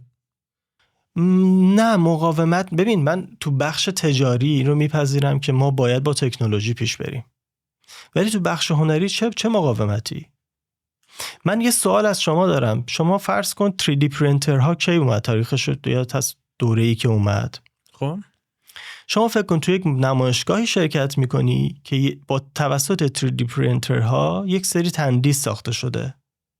خب صرف نظر از قیمتی که روی اون آثار گذاشته شده، یه گالری هم بغل دست اونه که 10 تا از مثلا مجسمه سازای اون دوره در واقع تندیس های ساختن گذاشتن. شما میخوای بری که برای یه خونت، چون عاشق مجسمه، عاشق هنر و یا هر چیز دیگه هستی، یا آرت کالکتور هستی. من دو سمتشایی میبینم، یعنی یک تاجر هنری هستی، آثار هنری هستی، و یا یک علاقمند به آثار هنری. میخوای بری خرید کنی، تو کدوم میری؟ تو کدوم گالری میری؟ حتی اگه آدم معمولی هم باشم، میدونم داری به کجا میری، حتی اگه آدم معمولی هم باشم ترجیح میدم برم کار دستو بگیرم، چون حداقل توی نظام شناختی من میفهمم که اون ارزشمندتر از اینه.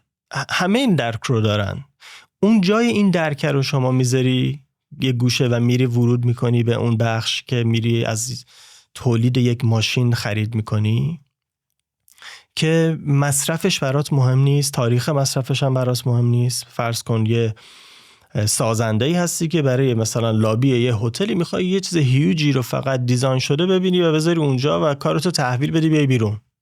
حالا اونجا اگر کارفرمای شما پول خرج بکنه میری اثر هنری فلان مجسمه سازو میگیری میذاری، اگه خرج نکنه میری مثلا یه کار در واقع اینستالیشن توسط ماشینات و مثلا 3D پرینترها رو میخری میذاری. یعنی فانکشنش از بابت تجاری برای تو تغییر کرده. شاید منتال شما میگه که من برای اثر هنری بذارم، چون برای خودت نیست، میخوای کارتو دور انجام بدی، میخوای کارتو راه بندازی. خب میگم اصلا تو تجارت نمیشه اون بحث آورد، ولی تو دنیای هنر تا زمانی که انسان‌ها میخوان موسیقی خوب گوش بدن، مجبورن موسیقی انسان‌های نوازنده رو گوش بدن، مجبورن موسیقی صدای یک خواننده واقعی رو گوش بدن. این اجباره، هیچ مبارزه نیست. ذهن تو نمیپذیره. شما هیچ چند تا کنسرت دعوت شدی که بری اونجا مثلا فقط یه کامپیوتر پلی بکنه و برای شما اجرا بکنه و شما بشینی گوش بدی. حتما باید یه سری نوازنده ببینی، خواننده رو ببینی، احساس بکنی. اون انرژی که از اون اتفاق هنری داره میاد سمتت رو باید بگیری و بپذیری و بیای بیرون و بگی که من یه کنسرت زیبا رفتم. معمولاً برای هنرمند عمومیت پیدا کردن هنر به این شکل که از اون قله بیاد پایین و به دامنه نزدیک بشه که در دسترس همه قرار بگیره یه ذره رنجاوره. از این منظر گفتم مقاومت. ولی با این روند که مقاومت نمیشه کرد، ولی یه هنرمند کماکان شاید دلش بخواد وقتی که میتونه تصویر رو با اون خلق بکنه کماکان مقاومت به خرج بده برای اون ساید هنری خودش، بره با دوربین آنالوگ تصویرش رو ثبت بکنه. از این منظر میگم مقاومت. بنابراین بین رنج و آفرینش رابطه مستقیم میبینی. شاید تو ذهن خود آدما هم این باشه. یعنی من پریشب بود فکر میکنم، آره نشسته بودم داشتم به کارام میرسیدم، اسپاتیفای تو کامپیوترم هست دیگه، سلیقه رو میدونه، شروع میکنه موزیک سلکت کردن. یه لحظه رسید به، اگه اشتباه نکنم، رکویم ره مینور موزارت که این به محض اینکه پلی شد ببین چنان وایبی داشت. تا اون موقع 100 تا موسیقی مثلا ممکنه پلی شده باشه، این که پلی شد دست از کار اصلا کشی. یه لحظه توجهم جلب شد که این چی کار داره میکنه. بعد منو کشون برد با خودش به این فکر که این چی داشته میدیده که اینو نوشته یا چی داشته فکر میکرده که اینو نوشته. بعد انقدر برام عجیب شد، هنر انقدر کار کرد داره، انقدر برام عجیب شد و انقدر گیرا بود برام که واقعا به این فکر افتادم که این یه نفر باید چی ببینه، چی فکر کنه که همچین چیزی فستیوالی از وحشت بود. یعنی اصلا یه چیز عجیبی بود واقعا. وحشت نه صرفا ترسا، یعنی مواجه شدن با یه موقعیت هولناک. دقیقاً اینو بهت میداد. و بعد رفتم خوندم ببینم این چیه این قطعه و بعد دیدم واقعا یه همچین دیدگاهی پشت این اثر بوده. فردی بهش سفارش داده بوده این رو و او یک مرثیه برای مرگ نوشته و انقدر این اثر گیرا بوده که بعدن گفته این رو برای مرگ خود منم پلی کنین، مرثیه مرگ خود من میتونه باشه. و شما با شنیدنش این حس رو میگرفتی. ولی من کمتر میبینم حتی آثار موسیقایی الان که با ترانه همراهه منو با خودش همراه نمیکنه. شاید علتش همین رنجیه که برای تولیدش یک هنرمند متحمل میشده که چقدر جذابش میکنه و نمیدونم اینو چه شکلی باید با این سرعت زندگی امروز همخوانش کرد که کماکان بشه همچین چیزی تولید کرد. ببین یه چیزی رو نباید فراموش بکنیم آرش، که همچنان تو همون دورانی که موزارت کار میکرده، بتهوون کار میکرده، آدم‌های دیگه‌ای هم بودن که قطعاتی رو مینوشتن برای سینما، برای کلیساها، مفصل اصلا اون دورش بود. آره. و اونها هیچ وقت در تاریخ هنر اسمشون نیومده. خب چرا اونها فقط توسط یک دانش موسیقی داشتن کاری رو تولید میکردن برای فروش؟ خب ببین بحث دانش و هنر و اون چیزی که از ذهن هنرمند میاد بیرون که توسط اون خلاقیت ذهنیش شکل میگیره، ترکیب اینها با هم یک اثر هنری رو درست میکنه که میتونه فروخته بشه، میتونه ثبت در تاریخ بشه، میتونه ماندگار بشه، میتونه تاریخ مصرف داشته باشه. قطعاً نوازنده ها، فیلم های بزرگی از فیلمسازهای خیلی بزرگ داریم که ناموفق بوده و اصلا شاید ما ندیدیم. خب یعنی یه هنرمند هم بعضا کاری شکست خورده داره. خب شاید هم دلیلش این نبوده که روش زمان نذاشته. خب شاید درست نتونسته اون حسش رو از طریق اون موسیقی یا فیلم به اون در واقع مخاطبش برسونه و اون حسی که تو از اون موسیقی گرفتی رو در واقع داشته باشه که اون اثر ماندگارش بکنه. خب یه داستان اتفاقی که امروز افتاده، خیلی از کارهایی که به واسطه هنر داره اجرا میشه توسط هنرمند اجرا نمیشه. درسته. من همیشه یکی از جوابهایی که به حذف هنر عکاسی و یا هنرهای دیگه موسیقی در برابر تکنولوژی و هوش مصنوعی میدم اینه که بله احتمال داره یه دوره ما بیکار بشیم، مثلا کم کار بشیم. خب ولی به نظر من تکنولوژی مخصوصا هوش مصنوعی امروز خیلی راحت میتونه مجری ها رو حذف کنه، متخصص رو نمیتونه حذف کنه. یعنی اگر تو هر کاری متخصص اون کار بشی، یعنی علمش رو داشته باشی، به خلاقیتت بپردازی، چون خلاقیت از نگاه من باید بهش پرداخته بشه، یعنی تو باید بتونی خلاقیتتو پیدا بکنی، رشدش بدی، در کنارش تجارتت هم بشناسی و بدونی که جمع اینا رو چجوری میتونی پرزنت بکنی و بفروشی. خب و متخصص بشی تو اون حوزه. وقتی متخصص بشی حذف نمیشی، ولی مجری‌ها حذف میشن. کسایی که فقط دارن یک فرمولی رو اجرا میکنن تو تاریخ حذف شدن، همیشه حذف شدن. پس تو هم حذف میشه اگر یک مجری کوچیکی. پس سعی کن اگر داری یک کاری رو فقط اجرا میکنی هر روز و شب که میای خونه فقط وسیله‌هاتو میذاری یه گوشه و میشینی به پای یه کار دیگه اصلا بهش فکر نمی‌کنی و صبح دوباره اون کولیو برم داری میری سر اون کار، پس تو یک مجری باید سعی کنی تو اون کار بیشتر دانش کسب بکنی، خلاقیتت رو اضافه بکنی، تیست خودت رو بیاری و انسانها رو متقاعد بکنی که تو داری یه کاری فراتر از یک صنعت اجرا میکنی و اون تخصصه جاییه که تو میتونی تا مادام العمر ازش پول در بیاری. اصلا بیان این خیلی، یعنی عیان یه متخصص خودت الان تصویری که شما بتونی از AI بخوای برای جنریت بکنه قطعاً با تصویری که یک فرد عادی که هیچی از گرافیک نمیدونه بخواد از AI که براش طراحی بکنه، این امکان بهش اضافه شده به یک آدم عادی که گرافیک نخونده، گرافیست هم نیست، بتونه از طریق چه میدونم از سرور میدجرنی استفاده بکنه و یه تصویر جنریت کنه با 4 تا پرامپت. قدیم این نبود، یعنی نمیتونست قلم بگیره دستشون رو بکشه اگه نمیدونست.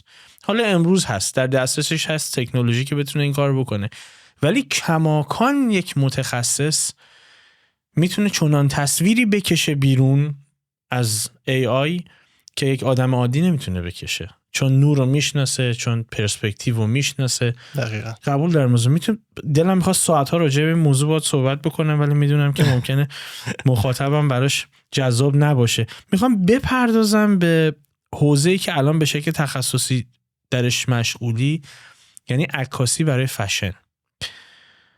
عملاً شاید به گونه بادی ایمیج میشه در نظرش گرفت.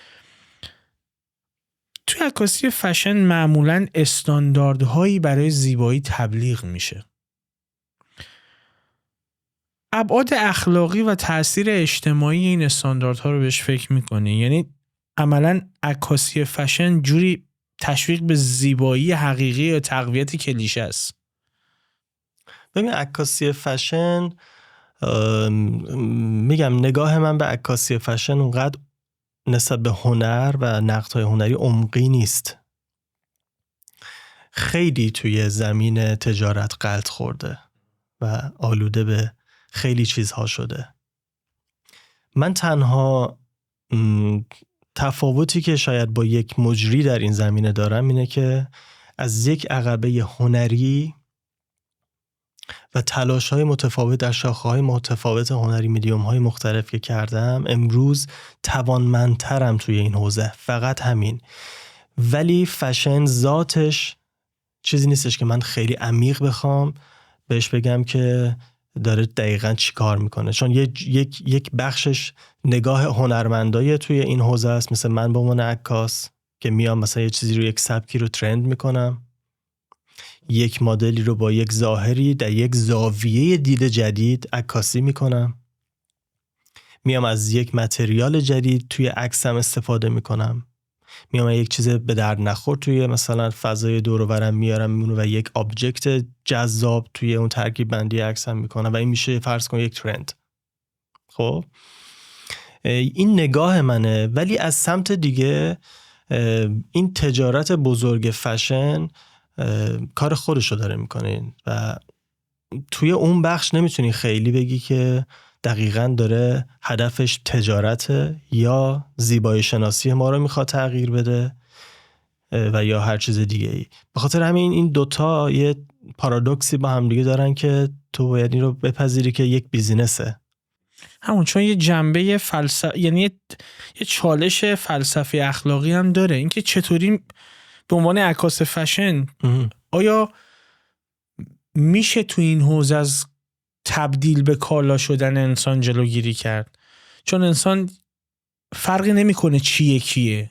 اون لحظه که ابزار برای نمایش یک لباسه، به ویژه اگر میخواد اون لباس رو نمایش بده، مجبور میشه یک سبک مشخص زندگی داشته باشه و این شاید بخشی از عمرش رو نابود بکنه جدا. ببین در یه دورانی خیلی مخالفت شد از استفاده از مدل‌های خانوم برای استفاده تبلیغاتی. خب در تاریخ منتها بحث نگاه کردن جنسی به این موضوع یه بحث دیگه‌ایه، ولی بحث این که لباس برای پوشیدنه و انسان اون رو میپوشه و ما مجبوریم که از انسان عکاسی بکنیم برای نمایش اون لباس هم یه بخش دیگه است که ما نمیتونیم از اون فرار بکنیم. شاید یه موقعی عکاسی فشن به این شکل نبوده که مثلا مجبور بکنن کسی رو بیاد مانکن اون در واقع لباس بشه و ازش عکاسی بکنن. فرض کن در دوران قاجار مثلا ناصرالدین شاه عاشق عکاسی بود، خب مدلاش هم خیلی جذاب بودن، مدلاش هم جذاب بودن واقعیت، ولی مجبورشون نمی‌کرده که مدل لباس باشن یا مدل عکاسی. اونها زندگی عادیشون رو داشتن، آدم‌های دربار بودن، حالا یا تو حرمسراش یا بیرون، حتی از شاهزاده‌ها چه می‌دونم از تمام افراد توی دربار عکاسی می‌کرده چون علاقه داشته به عکاسی. خب این خودش یک نوع عکاسی فشن بوده، یعنی داشته تیپ نگاری می‌کرده. خب و این نشون میده که ما از چه سالی در واقع عکاسی فشن در ایران داشتیم. منتها از یه دوره‌ای در تاریخ شروع شد استفاده از زیبایی خانوم‌ها، بلخص خانوم‌ها، برای پرزنت مارکت تجاری تو هر زمینه‌ای. حتی برای نمایش یک کوکاکولا ترجیح این بود که یه خانم خیلی سکسی خوشگل موبلوند فلان بیاد و این کوکاکولا رو باز بکنه، اون فلینگ مثلا. یعنی این استفاده این ریختی شد. کوکاکولا هم قرمز جذابش میکرد. خب واقعیت قضیه اینه که اون کوکاکولا رو یک انسان میخوره و ما قراره که اون احساس از انسان بگیریم. اوکی، پس کی رو بذاریم؟ مثلا بیاریم مثلا از یه همون حس از یه حیوان بگیریم یا مثلا در و دیوار. میدونی مجبور بودن کریئتورها از انسان استفاده بکنن. من نگاهم ابزاری نیست به این اتفاق، یعنی من فکر نمی کنم که ما داریم استفاده ابزارگونه میبریم از مدل هایی که چرا مثلا امروز در دنیای مدرن تمام مدل هایی که میان سر کار تبلیغاتی با میل خودشون دارن این کار میکنن و علاقه دارن و به عنوان یک رشته جدید بعضا تو دانشگاه ها و در دوره ها تدریس میشه کار مدلینگ. یعنی امروز کسایی که در کار مدلینگ دارن کار میکنن خیلیشون عاشق این کارن، براش دارن زحمت میکشن و از نگاه اون آدم این کار استفاده ابزاری نیست و از دید من هنرمند که دارم کار میکنم هم نیست. ولی حتما این گوشه کناره آدمایی هستن که به هر چیزی گیر بدن و بگن دارین از انسان‌ها استفاده ابزاری میکنین، چون به هر حال ما برای نمایش محصولات مرتبط با انسان‌ها از انسان باید استفاده کنیم. یعنی تعاملی میگی هم بین من تولید کنندش هست شکل میگیره، هم بین خود اون مدلی که عاشقانه اصلا دلش میخواد که این کار. ببین رسیدیم به بخش خوبی. من دلم میخواد این بخش اندک باقی مونده تا انتهای برنامه رو اختصاص بدم مثلا به این صنعت فشن و مدلینگ. من ازت خواهش میکنم یه مقداری یک استانداردی در رابطه با مدل بودن بده، چون من این چیزی که تو شبکه‌های اجتماعی میبینم سخیفه، وحشتناکه، منزجر کننده است که اصلا تعریف مدل نمیدونم تغییر کرده، تعریف جدی گرفته نمیشه. یعنی من برخورد میکنم به این که یه نفر اگر احساس میکنه چند دست لباس جذاب داره که بهش میاد مدله و بعد تو اینستاگرام به وفور میبینم، در صورتی که من میدونم تا حد و حدودی میدونم زندگی مدل بسیار سخته. بسیار سخته. این مقدار راجع به این برامون صحبت. ببین زندگی مدل کاملا سخته، همونطور که زندگی هنرمند سخته. من میتونم عکاس مثال بزنم. الان زندگی من سخته، چرا؟ چون من باید در روز ساعتها پای دوربین، وسیله سنگین، چه میدونم چشمم آسیب میبینه، بدنم آسیب میبینه، فکر کردن نسبت به کار زمان زیادی هم من میگیره. یعنی میدونی کسی که عاشق یه کاری هست و میخواد تو اون کار حرفه‌ای بشه قطعا داره براش زمان میذاره، داره از فیزیکش، توانش، جسمش در واقع میذاره برای اون کار. مدل هم جدای از اون نیست. خب مدلی که عاشق کارش هست، من مدل هایی رو دیدم در روز مثلا توی فشن شوها که میرن مثلا در یک هفته شاید راحت مثلا 7 ساعت نخوابن، 8 ساعت نخوابن و دائم اینا دارن توی شو میرن لباس عوض میکنن و فضاهای بک استیج عکاسی شوها معمولا فضاهای بسیار شلوغ و ناراحت و سرد و بعضا زیادی گرم و میدونی خیلی تو تغذیه کنترل شده. یعنی راحت اگه تشنش باشه اصلا تایمی نیستش که بخواد کسی دستش آب بده، اگه گرسنش باشه همینطور. یعنی شاید یک هفته کاری بسیار سخت روی مدل برای فقط یک رانوی داشته باشه، یک کتواک داشته باشه، یک فشن شوی داشته باشه و ما فقط اینو ببینیم که این دختر فکر کرده خوشگله و داره جلو ما یه قدمی میزنه و چه کار شیرین و جذابی، حتما پولی هم بابتش میگیره. نه، خیلی کار سختیه، خیلی کار مشکلیه و این مشکل بودنش اونجایی طراحی میشه و معنی پیدا میکنه که یک مدل یک استانداردهایی باید داشته باشه. همون نقطه همینه، میخوام بگم که مخاطب اینو بدونه ما الان داریم در رابطه با یک مدل صحبت میکنیم، نه در رابطه با کسی که فکر میکنه مدل ها. این خیلی مهمه. دقیقاً. ببین مدل شدن ابتدا از درون تو شروع میشه، یعنی تو خودت رو همزاد پنداری میکنی با یه دختری که داره تبلیغ یک لباسی میکنه و احساس میکنی تو هم میتونی. اوکی، مرحله اولش مرحله قابل بحثی نیست، هر کسی من میتونم شما هم میتونی. خب مرحله دوم جایی که شما باید بری تست بشی، باید بری تو معرض، باید بری توی اون جایی که قراره شما پرزنت بشی، نمایش داده بشی و از اونجا متخصصانی هستن که به شما میگن که شما یا استانداردهای یک مدل رو داری یا خیر. و این استانداردها هم نسبت به هر شهر و کالچری تغییر میکنه. مدلی که امروز که مثلا کشور ترکیه میتونه راحت کار بکنه، مدلی نیستش که بتونه توی مثلا دبی کار بکنه، توی همون مارکت. خب مثلا اماراتی ها یا عرب ها مدل های مثلا مو مشکی با یه کمی حالا کرلی تر، مثلا کمی توپل تر، یا مثلا چشای درشتر، ابروهای سیاه و اینطوری میپسن. حتی برای برندهای مثلا خیلی معروفه در واقع دنیا که اونجا دارن، برند بین‌المللی. دقیقاً. خب یعنی از مدل های کالچر خودشون استفاده میکنن، مدل های استفاده میکنن که اون جماعت دوست دارن، همزاد پنداری بکنن که خرید بکنن. دقیقاً. و خودشون رو در اون قالب ببینن. ببین امروزه توی اکثر برندهای معروف مدل‌های اوورسایز مد شده چون نیاز جامعه است. همیشه میومدن میگفتن که مدل‌ها باید مثلا چون 50 کیلو باشن، مثال دارم میگم قدشون یک مثلا 90 باشه، جراحی نداشته باشن، چون میدونم فیسشون اینطوری باشه و حالا هزار تا استاندارد دیگه که اینا استانداردهایی بود که ما هم داشتیم باش کار می‌کردیم و برای من عکاس اونم یه استانداردی بود که بهش احترام می‌ذاشتم. و یه برندی از من اگه یه کاری رو میخواست، اوردر میخواست، من میرفتم سراغ اون استانداردها. اگه میگفت مثلا دختر عمه من مدل اونو میخوام بیارم، من اونجا بود که وای میسادم، گفتم نه اصلا قرار نیست همچین برنامه‌ریزی برای کار بشه، ما با اون استانداردها باید پیش بریم. خب منتها امروز نسبت به نیاز جامعه مدل‌ها شکلشون و محدودیت‌هاشون کمتر شده. خب یعنی یک برند لباس زیر گرفته تا یه برند کت شلوار برای آقایون. خب یه آقای چاق هم نیاز به کت شلوار داره، یه دیپلماتی که هیچ وقت فیت نبوده امروز هم کت شلواری میخواد که مثلا مدل تنشه از برند دیور مثلا میخواد. خب اون آقا هیچ وقت نمیره تو اون مغازه. دیپلمات هم هست، یه سری محدودیت‌های چیزی داره، یه آدم سلبریتیه. خب میگه این که همیشه فشن شو و عکاسیشو میبینم تن مثلا دیوید بکام و فلان و فلان، من برام تو چی بگم خودم مسخره کنم. خب بعد میاد طرف میاد فکر میکنه چون یک سر داستان تجاریه میگه حالا اوورسایز هم تولید کنیم. خب ما اوورسایز دارن اصلا، مگه میشه نداشته باشن؟ خب ولی نمایش داده نمیشه.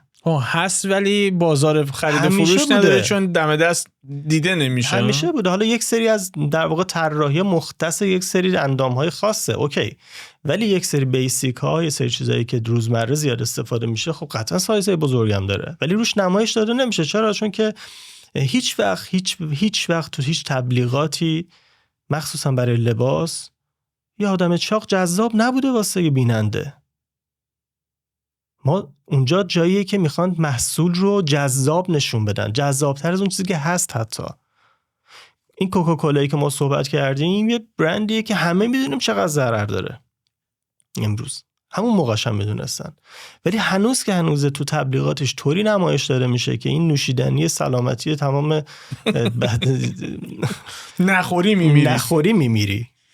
خب به خاطر هم تو صنعت لباس هم همینطوره، نمایش اون لباس باید جذب بکنه شما رو به عنوان یک بیننده، جذب بکنه که بری بخری. حالا یه جایی به بعد مدل ها مجبور بودن که توی استانداردی خودشون رو نگه دارن و این کار خیلی کار سختی بود.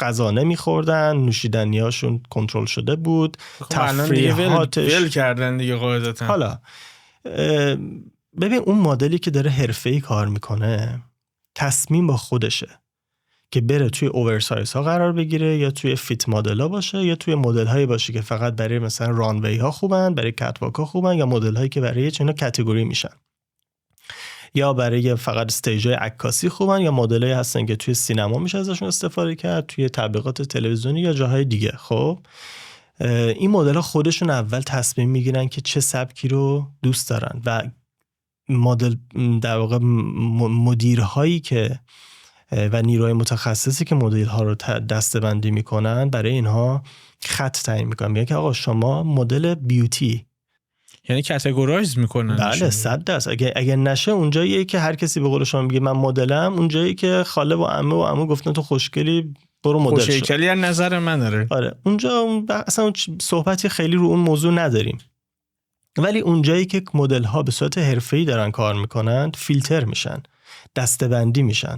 من اگه یک روز عکاسی دارم که برای یک میکاپ آرتیست هست، میریم سراغ بیوتی مدل ها، کسایی که فیس های درست و استانداردی مثلا بدون جراحی با یه مثلا چشم درست برای میکاپ، نمایش میکاپ و یا هر چیز دیگه ای دارن و اون میکاپ آرتیست میتونه نمایش کارش رو درست روی اون چهره داشته باشه. برای لباس با یک استاندارد بدنی با یک تناسبات در واقع سرشونه و در واقع قد که بتونیم نمایش درستی از اون لباس داشته باشیم. حالا لباس هایی هم که میان اوورسایز تبلیغ میکنن امروزه از مدل هایی دارن استفاده میکنن که توی همون قالبن. چرا؟ چون که شما بیننده بتونی باهاش همزاد پنداری بکنی. منی که چاق‌تر از یه مدل معمولی هم بتونم ببینم که آقا فلان برند داره با ظاهر و تیپ و وزن منم لباس تولید میکنه و تبلیغ میکنه. این که تبلیغ داره میکنه این جسارت رو به من میده که من قضاوت بدی نمیشم اگر برم اونو قضاوت بدی نمیشم و من میرم میخرم و خوشحالم هستم که این وزنو دارم. چرا؟ چون یکی شاید مریضه که یعنی یک بیماری داره که اون وزنو داره، ما که نمیتونیم اون رو مثلا مجبور بکنیم بیا فیت بشو که من بتونم بدین لباس بدم. شاید یکی اصلا دوست داره اضافه وزن داشته باشه، به ما ربطی نداره. خب پس دنیای فشن اومد گفت آقا ما داریم از 5% مثلا این مارکت بهره میبریم. چرا؟ چون ما همیشه داریم میگیم که آقا لباسه من مخصوص این آدماست، بیایم از بهره بیشتر. این نگاه تجاریشه، نگاه انسانیش هم به نظر من جذابه. آقا هر کسی هر ظاهری داره، هر قد و قیافه‌ای داره، میتونه بره تو از بهترین برندها لباس بپوشه، از خوشحال باشه. آره دیگه، چون اون یه استانداردی هم تولید میکنه که ببین باید اینجوری باشی که قشنگ باشه. دقیقاً. فقط سوالم اینه که این موضوع وقت باعث نشد نیما مدل‌ها سخت گیریشون رو به سبک زندگیشون از دست بدن؟ چرا دیگه، این اتفاق الان متاسفانه زیاد افتاده. من به اقتضای کاری که دارم میکنم خب مدل‌های زیادی رو توی پیجم دارم و دنبالشون میکنم و با هم دیگه در تماسیم و خب خیلی میبینم مدل‌هایی که همچنان دارن رو استانداردها زندگی میکنن و یه مدلی رو مثلا 10 ساله میشناسم، 7 ساله میشناسم و یک ظاهر و یک اندام در واقع استانداردی رو 7 ساله نگه داشته. خیلی کار سختیه، خیلی کار سختیه. خب و اینا براشون یک کارتایی در واقع طراحی میشه وقتی که میخوان پرزنتشون بکنن. توی این کارت ها قد و سایز و وزن و اینهاشون نوشته میشه و پرزنت در واقع نمایش میدن به گروه های اجرایی. بعضی از این مدل ها 7-8 ساله که نسبت به اون کارتی که من سال اول گرفتم سایزشون همونه و خیلی از مدل ها هم هفته‌ای تغییر. مثلا مدل من 2 هفته پیش گرفتمش اومده سر عکاسیم، لباسی که براش آوردیم اندازش نشده. میگم تو کارتت نوشتیم میگه چاق شدم.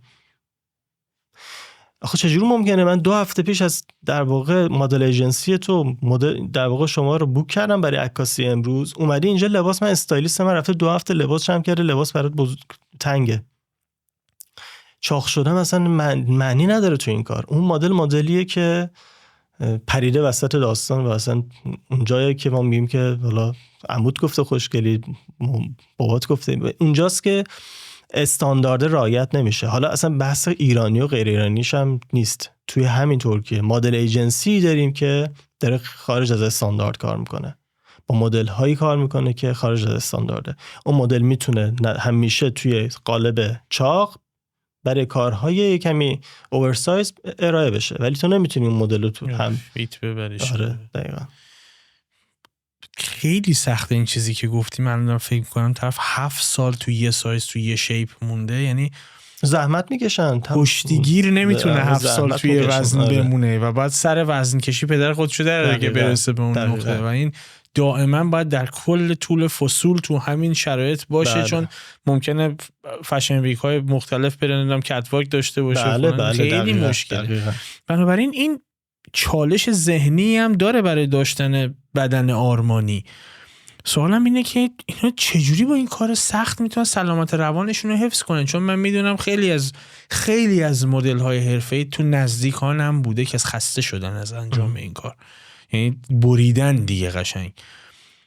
خیلی هاشون این استانداردهای سخت باعث میشه سلامت روانشون به خطر بیفته. آره به خاطر همین سن این کار کمه دیگه، این دوران اوجشون کوتاهه. بله معمولا یه مدل تا سن 27 سالگی نهایت 30 سالگی میتونه پیک در واقع اون دورانی باشه که میتونه ازش استفاده بهینه رو ببره، چون اصلا فیزیکش آسیب میبینه، به قول شما روانش آسیب میبینه که بخواد ساعتها گرسنه بمونه، غذاش سر وقت نیاد، درست غذا تغذیه نشه، به ورزشش درست نتونه برسه، چون کارای سنگینیه، مخصوصا اگر توی در واقع رانوی ها و در واقع فشن شوهای دنیا بخواین اینا شرکت بکنن، تقریبا همش سرپان، همش باید علافی دارن، تا اجراشون باید دائم آماده باشن. اینطور نیست که بشینن یه گوشه واسه خودشون موزیکشون رو گوش بدن، آقا قهوه بدن دستشون، ریختی نیست هستن. ساعت‌ها زیر میکاپ باید بشینن، دائما باید میکاپ عوض بکنن، لباس عوض بکنن و اصلا کار طاقت فرسای، کار سختیه براشون و این یه سنی داره، تا یه سنی اینا میتونن راحت این کارو بکنن. مضافه بر این که پوستشون هم بیشتر از این جواب نمیده. پوست تو چند سال میتونی دائم هر روز میکاپ های سنگین متفاوت مختلف با متریال های مختلف بکنی و مدل یک عکاس رو مثلا ویدیو بشی. به خاطر این خیلی هم کوتاه کار میکنه. حالا داریم مدل هایی که مثلا 50 سالشه کار مدلینگ داره میکنه، ولی تعدادشون خیلی کمه. من همین امروز اگه بخوام یه کاری بکنم که مدل سندار نیاز داشته باشم، تو کل این شهر شاید یه دونه باشه. ممکنه یه ذره قبح داشته باشه صحبتی که میخوام بکنم، یعنی یه کمی سخت باشه برای مخاطب درکش، ولی من خیلی برخورد کردم به این که تعارض هم میشه به مدل، یعنی مدل ها درگیر آزار و اذیت هم میشن به واسطه حرفشون. دلم میخواد یه ذره بیشتر راجع به این موضوع اطلاعات بدی که معمولاً چه حق و حقوقی داره یه مدل و اصلا چرا این اتفاق میفته، یعنی چرا یه مدل درگیر یه همچین معضلاتی معمولاً میشه؟ به ویژه خب کلیشه جنسیتی توش هست دیگه. به ویژه جنسیتی دقیقاً من می‌خواستم دقیقاً به همین اشاره بکنم که بارها دیدیم، شاید تو جامعه مدرن بیشتر داریم میبینیم، حتی چون خیلی نمایشش علنی تر میشه، به دادگاه ها کشیده میشه که یک کارگردان معروفی تعارض جنسی کرده، یک بازیگری به پارتنر در واقع فیلمش همین کارو کرده. این اتفاق متاسفانه خب یه مشکل روانیه که حالا ما یه روانشناس و جامعه شناس باید بیاد کنارمون که درموردش بحث بکنیم. این اتفاق ولی داره میفته، نه فقط تو صنعت کار فشن و با مدل ها، بلکه توی صنعت سینما با بازیگرها میفته، تو صنعت موسیقی شاید با همکارانشون، هر جای دیگه ای این اتفاق داره میفته. منتها من تمام سعیمو همیشه کردم، حداقل کسی که با من کار کردن این رو از این شخصیت از من خوب میشناسن. ببین آدم هایی که در کنار من میان کار میکنن باید یک استاندارد رفتاری و شخصیتی اول داشته باشن، فارغ از این که چقدر تو اون کار حرفه‌ای ان.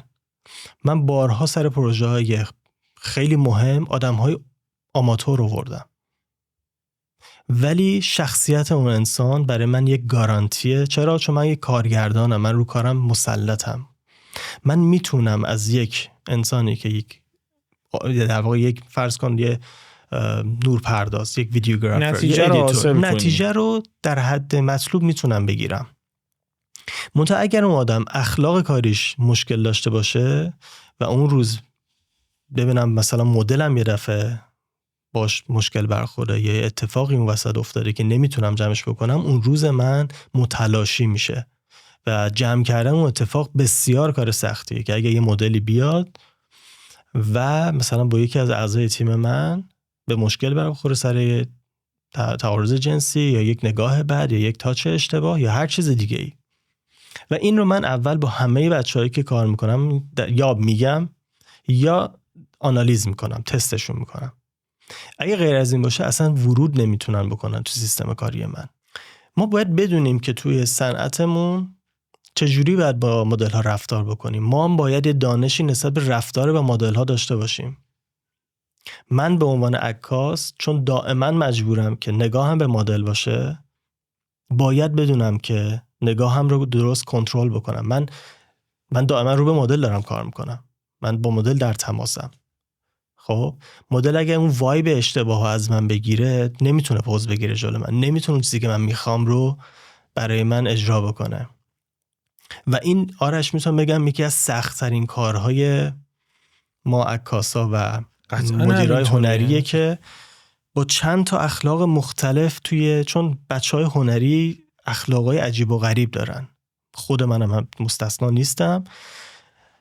میکاپ آرتیست یه جوره، استایلیست یه جوره دیگه است، کارگردان هنری اصلا یه فاز دیگه داره، تیم مدل ها یه جوره دیگه هن و هر کدوم اینها یک نوع رابطه، یک نوع ارتباط متفاوت داره. من نمیتونم یه کاراکتر برای همه اینا اجرا بکنم، مخصوصا سر پروژه ها. به خاطر این همیشه باید حواسم باشه که مدل چی میخواد، دنبال چیه، چه کاراکتری داره و من چجوری باید باش برخورد کنم. بچهای دیگه همینطور که بتونم یه پروژه رو مدیریت کنم، که بخوام دقیقاً اون ریزالتی که از اون پروژه میگیرم، چون پروژه بابتش پول دریافت کردیم و متحدیم به یک نتیجه مطلوب. تأثیر رسانه‌های اجتماعی و این تمایل به دیده شدن رو دلم میخواد به عنوان سوال انتهایی تلاقی بدم با این تب مدل شدن و میخوام این بخش از صحبتمون رو به مخاطب گفتگومون باشه، کسی که علاقه داره به این حوزه ورود بکنه. چه پیشنهاداتی براش داری؟ کسی که شاید حتی خیلی هم رنج به عنوان مثال مدل شدن رو ندونه ولی صرفاً تمایل به دیده شدن داره.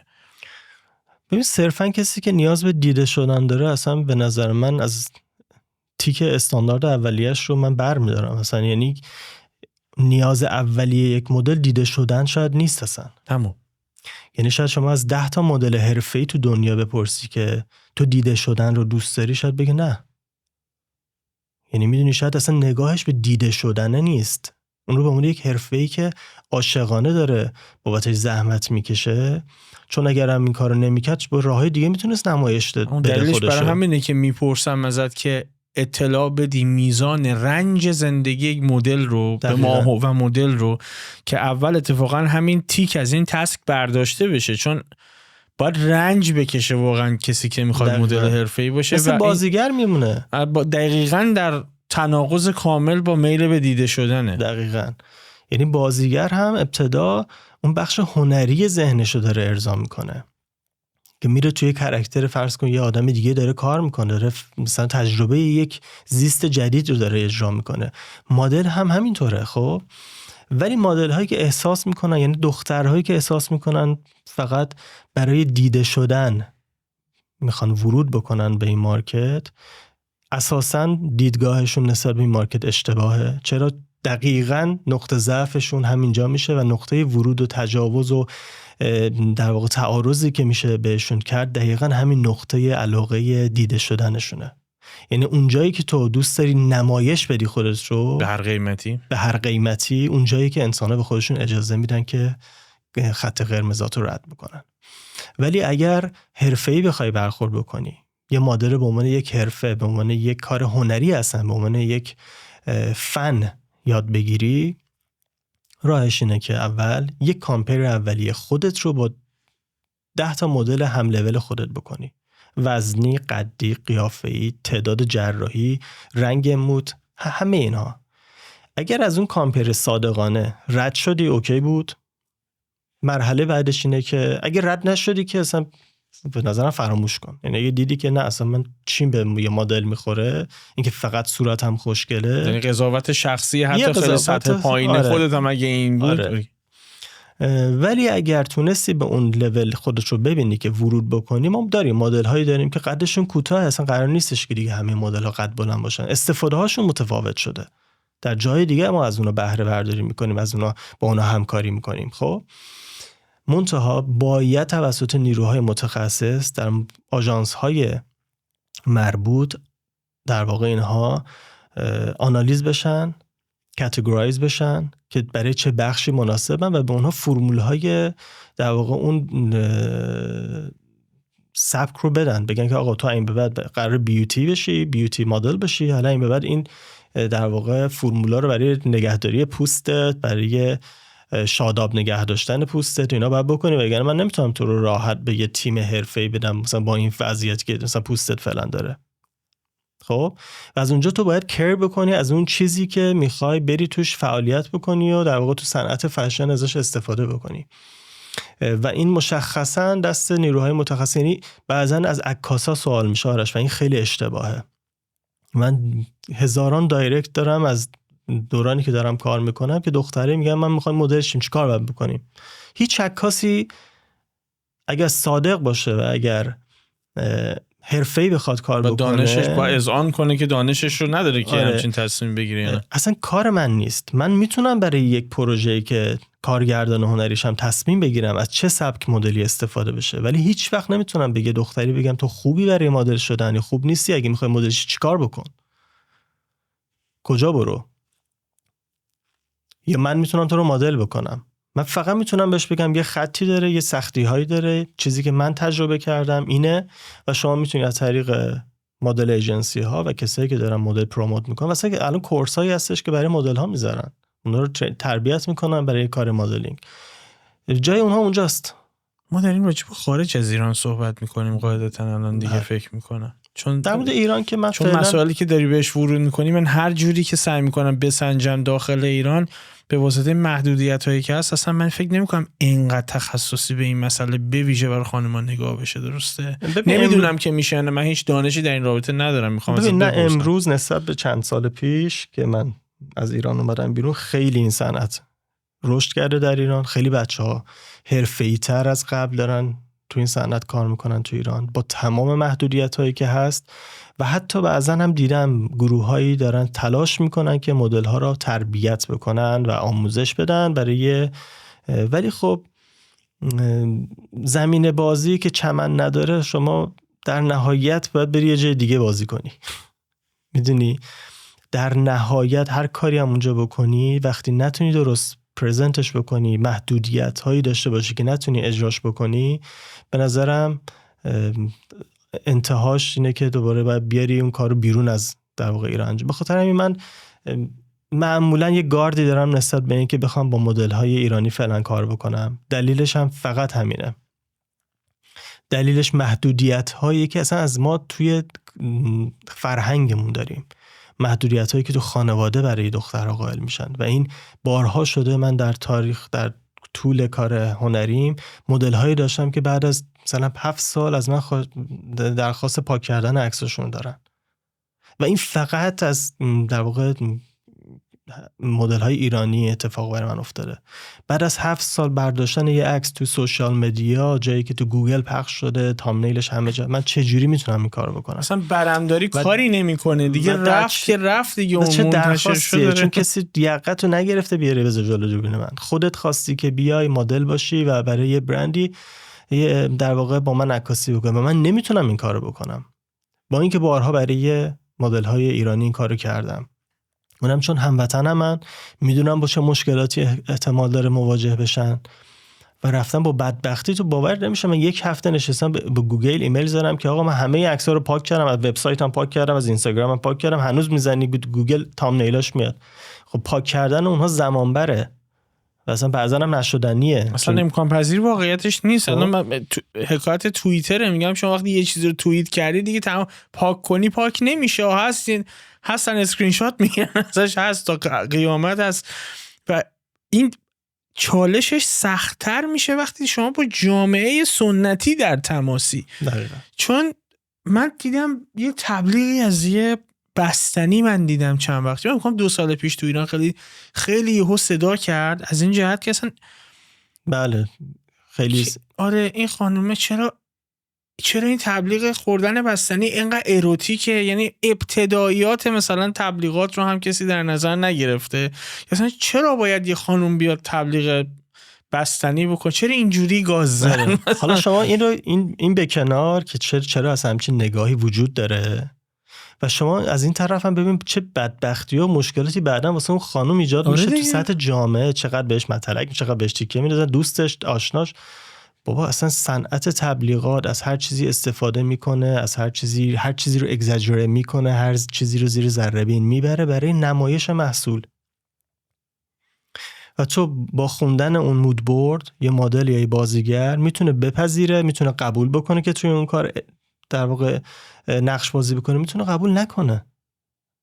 من یه مدلی رو وقتی میگیرم برای کارم، چه کار تصویر باشه چه عکس باشه، باید به ایجنسش بگم، باید به اون ایجنت من بگم که از این مدل میخوام برای چه لباسی استفاده بکنم، لباس چقدر در واقع لباس زیر مایو بیکینیه یا مثلا چه میدونم لباس پوشیده است، اینو باید بگیم.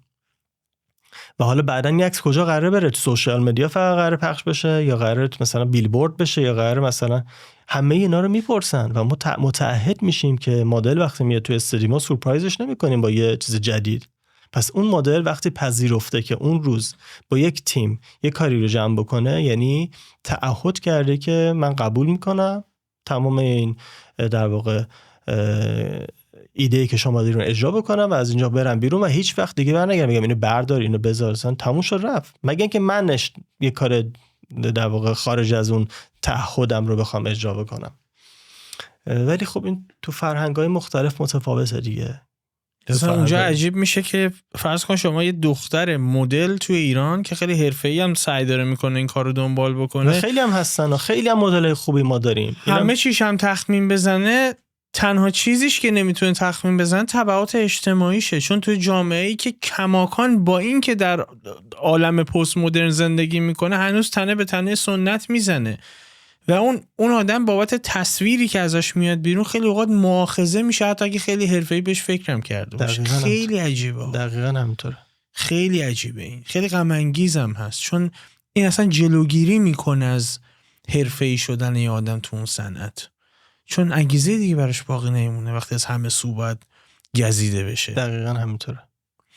سپاسگزارم ازت نیمای عزیز، نیما محسنی عزیز، با صبر و حوصله پاسخ دادید. سوالات متعدد دیگه ای تو ذهن من هست که ازت بپرسم، ولی قطعاً میتونه پادکستمون رو به 4 ساعت هم برسونه و خب حوزه‌ای که فعالیت میکنی خب حوزه جذابیه، تب تندی هم داره، مخصوصا حوزه‌ای که الان بهش مشغولی بعد از این سیر و سفر هنری که داشتی، یعنی عکاسی توی حوزه فشن، و خب تب تندی داره، خیلی درگیرشن و خیلی دلم میخواست که راجع به موضوعات صحبت بکنیم. میدونم موضوعات متعددی هم هست که راجع به صحبت نکردیم، بنابراین ازت میخوام که اگه موضوعی هست که بهش نپرداختم که حتما هست و اگر صلاح میدونی راجع به چیزی صحبت بکنی که من به ذهنم نمیرسید بشنوم صحبت. خواهش می‌کنم. نه من میگم انقدر موضوع ها مختلفه و از بابت این که کاری که من دارم انجام میدم بخشش کار هنری محسوب میشه و بخشش تجاری و تقابل این دوتا رو من باید یه جوری هم به شما به عنوان یه کسی که داری از من پرسش و پاسخ در واقع انجام میدی و هم به مشتری هم به در واقع بیننده های کارم بعد اینو تمیز بدم، این کار سختیه و در یک گفتمان چند ساعته حتی نمیگنجه. به خاطر همین ما رسالت داریم که این رو دائما به آدم ها بگیم که ما به واسطه دانش هنری داریم یک بیزینس تجاری هنری رو انجام میدیم. من امروز نمیتونم بگم در قالب نیمای عکاس فشن، نمیتونم بگم یک هنرمندم 100، نمیتونم بگم یک تاجرم، یک بیزینسمنم 100. به خاطر همین دوتا رو باید تمیز بدیم، ولی قطعاً میتونیم به یک صلحی بین این دوتا برسیم و بفهمیم که یک آرتیستی که میاد کار تجاری میکنه قابل احترامه و اثرش یه اثر متفاوتی از کسی هستش که داره یه کاری رو با فقط کسب تجربه و دیدن و مثلا اجرا، فقط با اجراکاری داره یه کاری رو تولید میکنه. اینو بتونیم اگر برای بیننده ها تمیز بکنیم، یعنی رسالتیه که ما کسانی که داریم با مدیا با این رسانه ها کار میکنیم به نظرم داریم. فرقی هست بین آدم‌هایی که پیشینه هنری دارن و دارن یک کار هنری رو در واقع امروز میفروشن و کسی که اینو نداره. جفتشون قابل احترامن، جفتشون دارن تلاش میکنن. خب ولی اون جایی که ما مجبوریم در مورد کارمون دفاع بکنیم، دفاع من فقط بخشی هستش که از دانشم میاد، چون نمیتونم دلیل دیگه‌ای بیارم برای اینکه کار من با ارزش تر از کار دیگه‌ایه. اگه هنر رو که توضیح اگه بتونی هنر رو بدی که دیگه عملاً یه کمی از ساحت هنر بودن در میاد دیگه. به خاطر همین دوست دارم تو برنامه‌های شبیه به برنامه تو شرکت کنم که فقط انسان‌ها بدونن که کار ما یه کار هنریه در واقع، ولی باید بپذیرن که کار هنریه که ترکیب شده با تجارت. یعنی دغدغت اینه که درک بشه اگر تجاری هست. فکر کنم از این سایت بهش نگاه میکنی، دغدغت اینه که مخاطب درک بکنه کار تجاری هست ولی هنر پشتشه و با کار تجاری که صرفاً تجارت پشتشه، با اینکه برای اونم احترام قائلی، ولی فرق میکنه. از این بابت هم دارم میگم که خیلی اتفاق واسه ما بچه‌هایی که تو این صنف داریم کار میکنیم میفته که بعضا میگم عکس دیگه، یه دوربین دیگه، یه ریتاچ دیگه، یه فتوشاپ کردی دیگه. مثلا میدونی همه چی رو وصل میکنم به یک اجرای سریعی که از تکنولوژی شنیدن. من کم هم دیدم نیما راجع به این صحبت بکنید، یعنی خیلی کم میبینم صحبت بشه راجع به این، چون از چه برداشت عمومی نه از ساید هنرمندها میدونم که کسی هنرمند دلش نمیخواد هنرشو توضیح بده، درک میکنم این موضوع رو، ولی همین موضوعی که داری اشاره میکنی بهش، این که مخاطب سعی بکنه حداقل به یه درک هر چند قلیل و سطحی از مفهوم هنر برسه که بتونه جدا بکنه تجارتی که پشتش هنر هست رو با تجارتی که صرفاً تجارته. خیلی کم میبینم که هنرمندها بیان و سعی بکنن با رسانه‌ها صحبت بکنن به شکل عمیق و سعی بکنن مخاطب آگاه بکنن نسبت به این که ببین فلان چیز که تجاری پشتش هنر هست اونم ببین. من فرق میکنم با اونی که صرفاً تجارت میکنه. خب کار سختیه آرش. اصلا یکی دلایلی که کارای رشته‌های هنری جوجمان داره و تو باید جلسه دفاعیه داری اینه که تو بتونی از هنرت دفاع کنی. ما همه بچهای هنری، عکاسی، نقاشی، هنرهای تجسمی، آخر در واقع دانشکده ما یه در واقع هیئت جوری میشینن 4-5 نفر و تو باید بیا از کاری که کردی و اون عکسایی که به دیوار گذاشتی دفاع کنی و به اون دفاع نمره میدن، نه به اون آثار. یعنی تو باید یعنی تو باید بگی که 5-6 سالی که من اینجا درس خوندم من رو به این سطح از دانش رسونده که در مورد هنری که تولید کردم دفاعیه داشته باشم، بتونم پشتش وایسم، بتونم ازش دفاع کنم، چه تکنیکال، چه هنری، چه مفهومی، چه ترکیبن، چه هر چیز دیگه ای، چه علاوه مبانی، چه علاوه تجاری. یعنی من باید بتونم، و این کار سختیه برای هنرمندهایی که خیلی سخنور نیستن، خیلی اهل صحبت کردن، بحث کردن نیستن و آدم‌های درونگرایی هستن اکثرا. کار مشکلیه که بیاد بیننده‌شو متقاعد بکنه که ببین این چیزی که داری میبینی ماحصل 10-15 سال تراش، درس، دانش و مفهوم این چیزی که جلوی شما هست اینه. فقط سلیقه نیست. این سلیقه من نبوده که جلوی شما گذاشتم و داری میبینی به عنوان یک لوگو. برگردیم به بحث اولمون. این دانش منه که داره این امکانو به شما میده که از دانش من استفاده کنی تو راه درست و پیشرفت بیزینست. اونجا میشه دفاع من از اون اثر هنریم. اگر نتونم دفاع بکنم از دید مخاطبی که اون دانش رو نداره، این لوگو با اون لوگو با یه عکسی که همینطوری با کف کفشمون افتاده یه جاییش فرقی نمیکنه، چون اون یک حس زیبایی شناسی آنیش رو در واقع ملاک قرار میده که هر کسی میتونه باشه ارتباط برقرار کنه. دقیقاً.